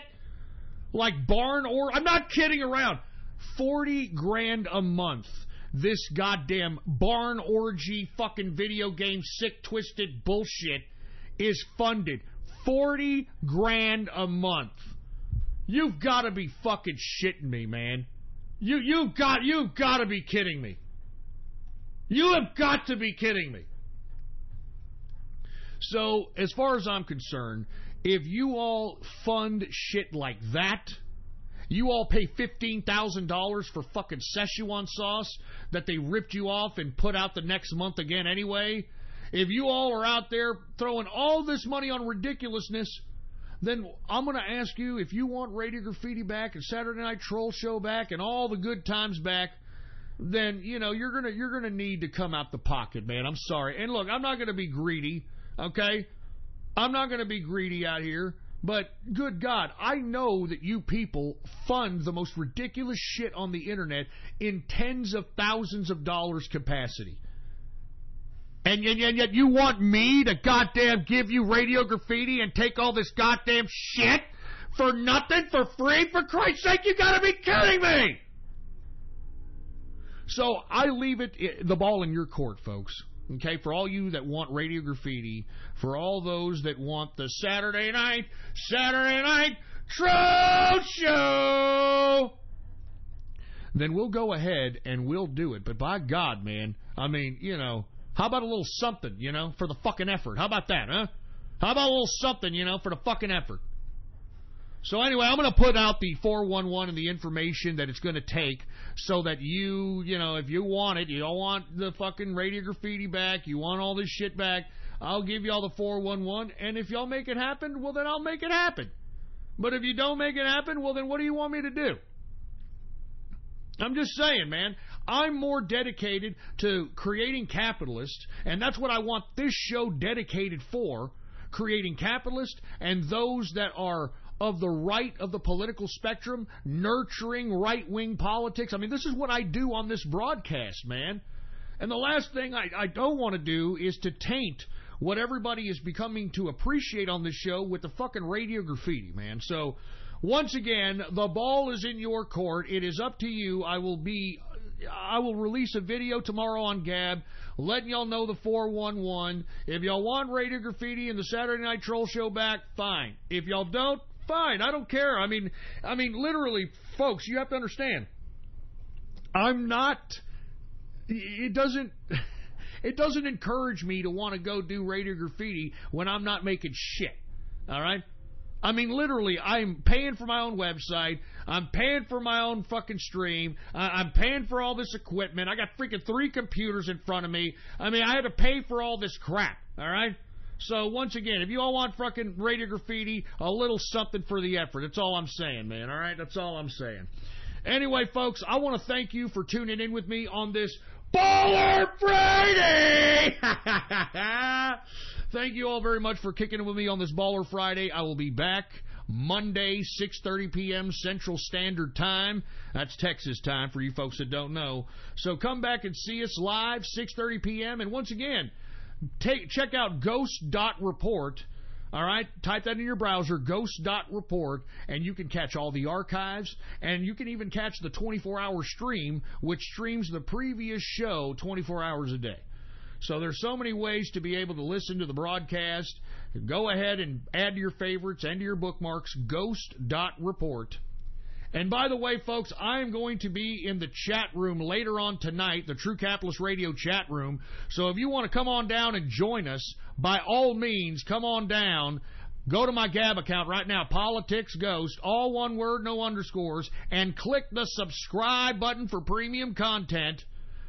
Click the subscribe button for premium content, and once you do, go ahead and private message me on Gab with your Discord chat name, and I will give you an invitation to the True Capitalist Radio chat room. It's that goddamn easy. Anyway, folks, I hope you appreciated the show. Long live the capitalist army, and death to feminism, death to socialism, and death to communism. I'll see you Monday. This is actually June 1st, 2018. The first day of summer, baby bummer. All right? Episode number 574. I hope that y'all appreciated the show, and I hope that y'all tune in with me next time, 6:30 p.m., Monday, Wednesday, and Friday. I'm out of here, boy. Kill all communists.